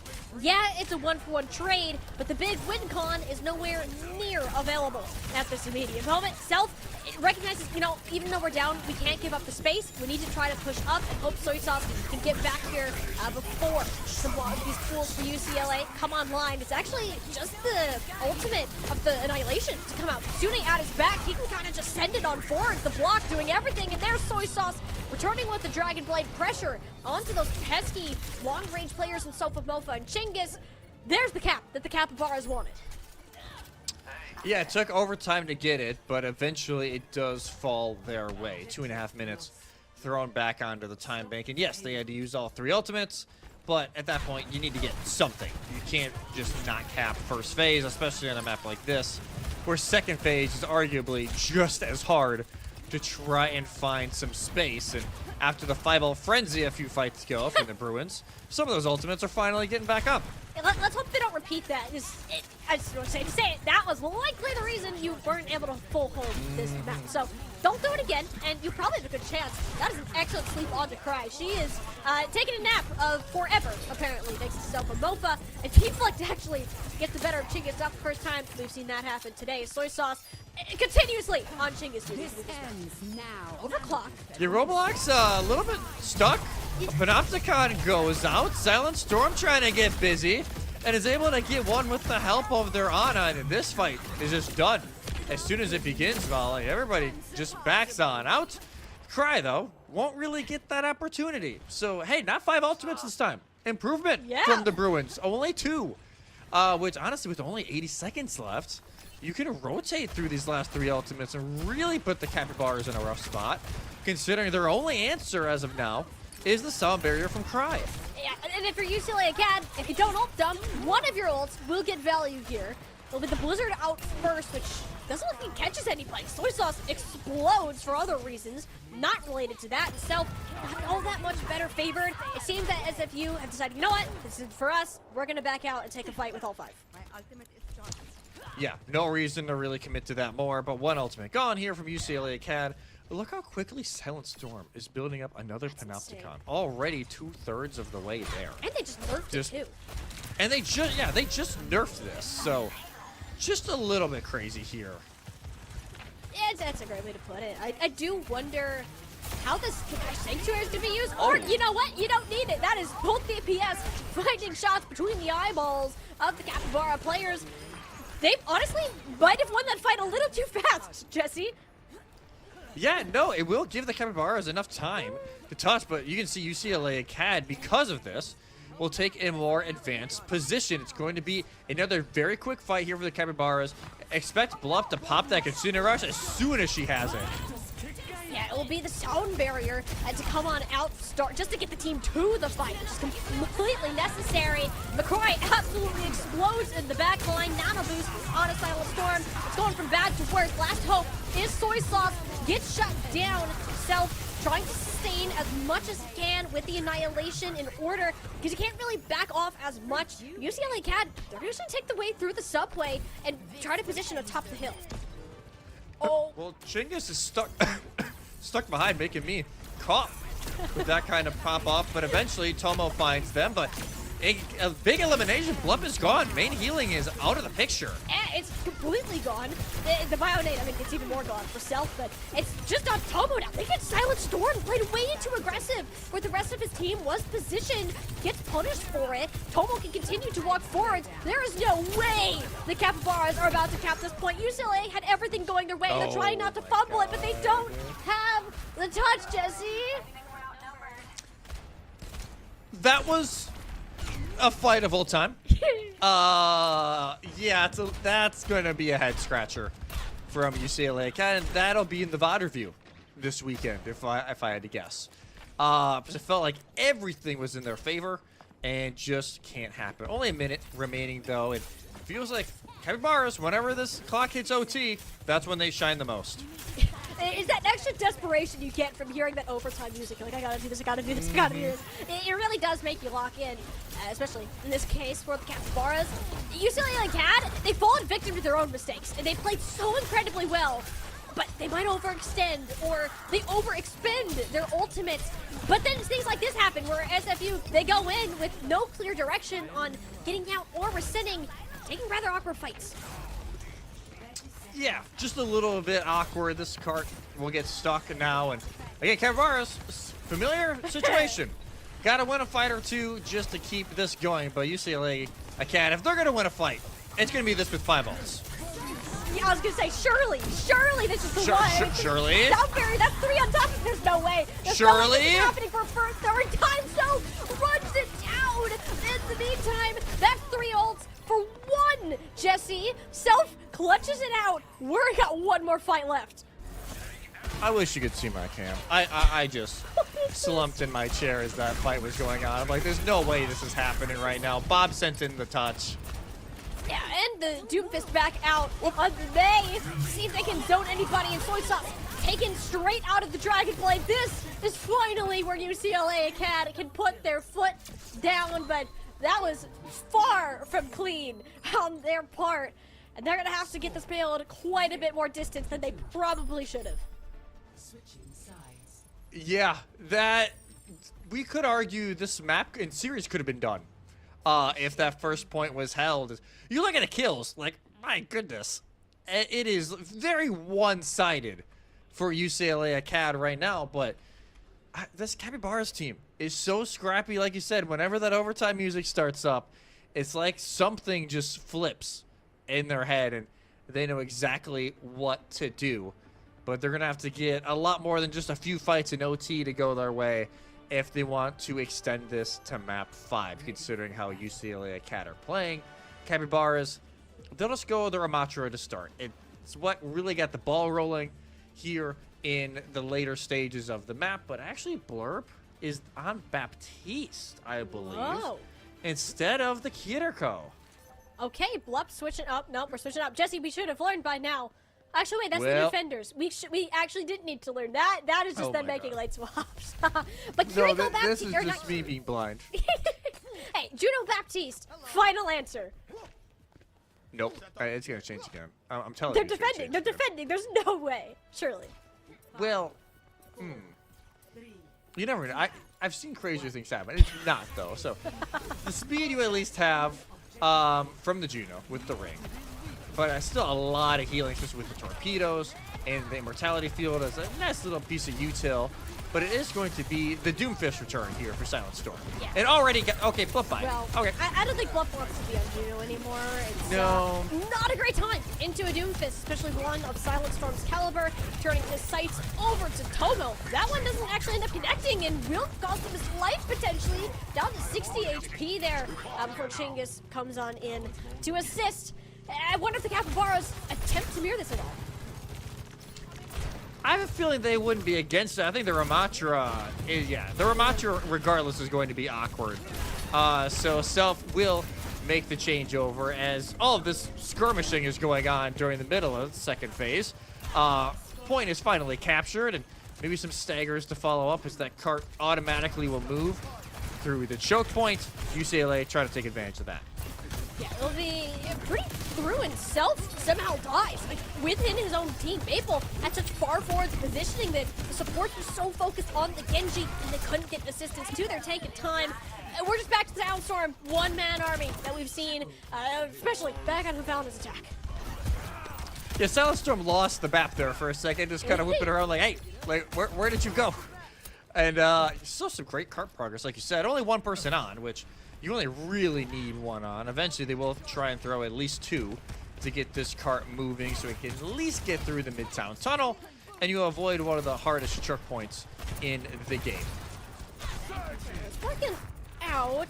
And Chinggis, you say to find a couple of pop shots up on the high ground. And again, with that kind of synergy that we're talking about between these divers, Silent Storm and Maple, has looked great. Now it's Maple's time to shine with the blade, or at least he wanted it to be. Takes down Soy Sauce last second, looking for Blup, grabs her, but that is extremely aggressive from the UCLA Academy team to just go for that. So there will be another fight regardless. There will be another fight, but UCLA don't have a ton of members now to really go at this. Well, I mean, it's true. Sojin said it. This ends now. No more Sofa Mofa. Probably time to back off for UCLA Academy. much needed ult from Tomo, just to send a message purely for that. Canceled Kitsune Rush too. Oh, did it? From wow. Sofamova. So that is like, what? That is only maybe a quarter, half second that you can actually cancel the animation itself. So yeah, that was a very clutch shot from Tomo, because that, just like that, is not, he had a fair share of weird beats tonight. Was that an Ajax? No, that was, I don't even remember. But No, they just used it early. Yeah, okay, so it was just super early. I'm not losing my mind. And Blood was happy to answer that with the orbital ray. It worked out really well for a second, but these kills now even, in fact, favoring UCLA Academy. No healing available for Self as he gets up in the Meteor Strike form. As a last-ditch effort to contest, Chinggis battling out with Soy Sauce, a battle as all the time. What we've seen in Silent Storm wants to change history just a little bit, at least keep the Ashe on his feet. So this spawn advantage is going to be huge for SFU as they're getting numbers back much quicker. Unless Yeah, this window on theory should be working, but Cry, she just takes a little jump up, but the only thing that follows her body. Yeah, there's many things it can do, but it honestly might not matter. Soy Sauce is cooking out here. Gets a triple kill, completely in the neutral, holds on to the Dragon Blade, and everything's A-okay. Yeah, the Genji comes up clutch, and the Blade is in hand for this next fight. The only ultimate they have at the moment. Cry has made the swap now after the window was used onto the Ana, which, yes, the nades may not be massive due to the Kiriko on the other side, but those sleeps to help deal with Silent Storm could be great. Look for the angle. Oh, poor Cry. Just cannot win. The sleep goes wide. Great defense from Self. Extends Cry's life a little bit longer, but just not enough. The cap, no, the C9 squeaks right through their fingers, especially since Soy Sauce committed the Blade. That is not a feel good. Yeah, they kind of win that fight, probably. Dude, they don't have... I mean, they did, but they just don't touch. Oh, my God. So both teams have actually kind of had some blunders here and there. But now 3.5 minutes, and it's not, it depends on how much time is going to be left. It's, hey, is this series even going to continue? UCLA the Cats, and they're running the final quarter. Like, they're basically looking at last fight, especially with these later staggers that we're seeing. Maple going down actually slows the pacing quite a bit, since the Dragon Blade, along with the supportals, are likely what you were waiting for. Yeah, just kind of waiting those out. Want to push in, whether it be Kitsune Rush to open or the beat, but it actually be Tomo.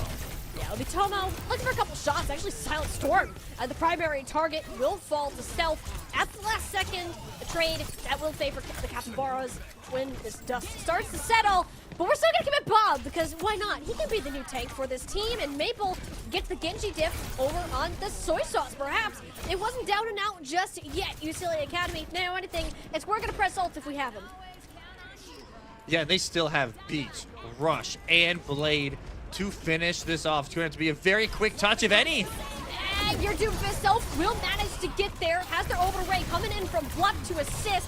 And Maple's Dragon Blade with the Sound Barrier behind it makes him basically unkillable. And down 2 players. Got to be serious clutch potential in order for this to go further. But it seems that is all the gas that was left in the Capybara's tank. UCLA Academy will take the series 3-1. Gets a little bit dicey, some interesting plays here and there, but UCLA Acad will reign supreme here on Midtown, and they will continue their undefeated run here this season. And yeah, not too much else to say here about it. Some nice shots here from Chinggis to kind of shut down the momentum that was really starting to swing in Simon Fraser's favor near the end there. And that was kind of like, hey, no, this ridiculous overtime pushes needs to stop. And there was no stopping the gas on the attack for UCLA Acad once the sides swapped. Yeah, it was a lot of Silent Storm. I think if I had to pick an MVP for the day, it's absolutely him. Put so much work into, even if he wasn't getting the kills, which most of the time he was, at the very least disrupting enough for Maple to get in good positions on the Genji or Chinggis to maybe live a little bit longer while being dove by the entirety rest of the team. So it's those things like that that Silent Storm really led the way for UCLA Academy. And we got our first Doom Mirror series in, I think, ever as a duo here. Oh yeah, like easily at least the first one we've done. Yeah. One of the weirdest series I think we have done in a while. Just a weird day. Yeah. In general, just across both games, but fantastic across the board. And I think for Simon Fraser, there's a lot of positives to take away from this. Suravasa, they looked phenomenal. Absolutely. Right, like that style of play looked great, and Havana and Midtown both 3-2s. So it's not like this was a complete runaway here for UCLA Acad. But definitely some notes to kind of take into the later half. Like, hey, if our Doomfist doesn't work, what needs to be the pivot? Because that was kind of the lingering question, and they had some decent answers, but you could tell maybe not as many reps in some of those Doom counters while not in the mirror as they maybe would have liked. Yeah, you play it yourself, but you don't really get to play against it, so you might know how No. it works. It's just a whole different beast. Having to really, it's mostly adjustments in the backline. The front dive part might stay similar, but it was a lot of the support line that just were getting pummeled by Silent Storm for the majority of today. And you know, as I said, weird day. I like it when it's weird. It makes me question my own game knowledge, to say the very yeah. least. But it was super fun, nonetheless. So I'm excited for what we get to look forwards to in our coming weeks of Overwatch. We've officially hit that halfway point in the season.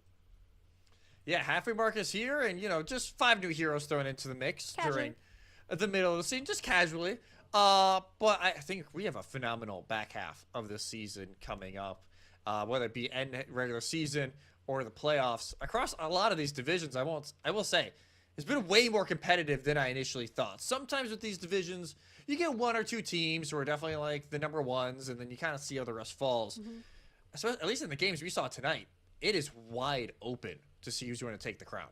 Yeah, and more time with the team. You're likely in your second semester with a very similar, if not exactly, the same roster as before. The synergy pieces start to click, and it gets real close in a lot of our divisions here in Overwatch. But it is, of course, not just Overwatch that we have here in NECC. We have so much lined up for our broadcast coming up next week. We'll have Valorant on Monday, Marvel Rivals Tuesday, Rainbow Six and Rocket League Wednesday, League of Legends Thursday, and our personal favorite, of course, Overwatch on next Friday. So make sure, give the NECC streaming channels a follow, stay updated, and support all of our wonderful collegiate teams and schools.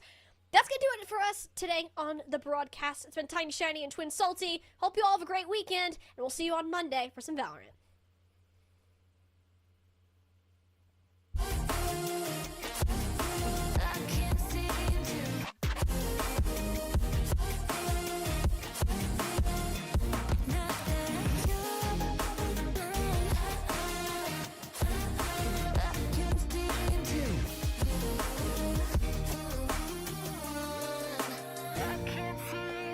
Laying on my floor, thinking about all the things that we've been through. From 24/7 to pretending like I never met you. No, it's all for the best, cause I know we're a mess every time we're together. Going out of my mind, and I wish I could lie, tell you that it gets better. Now that you're gone, they say time should heal, but it's been too long. Couple months where I can't seem to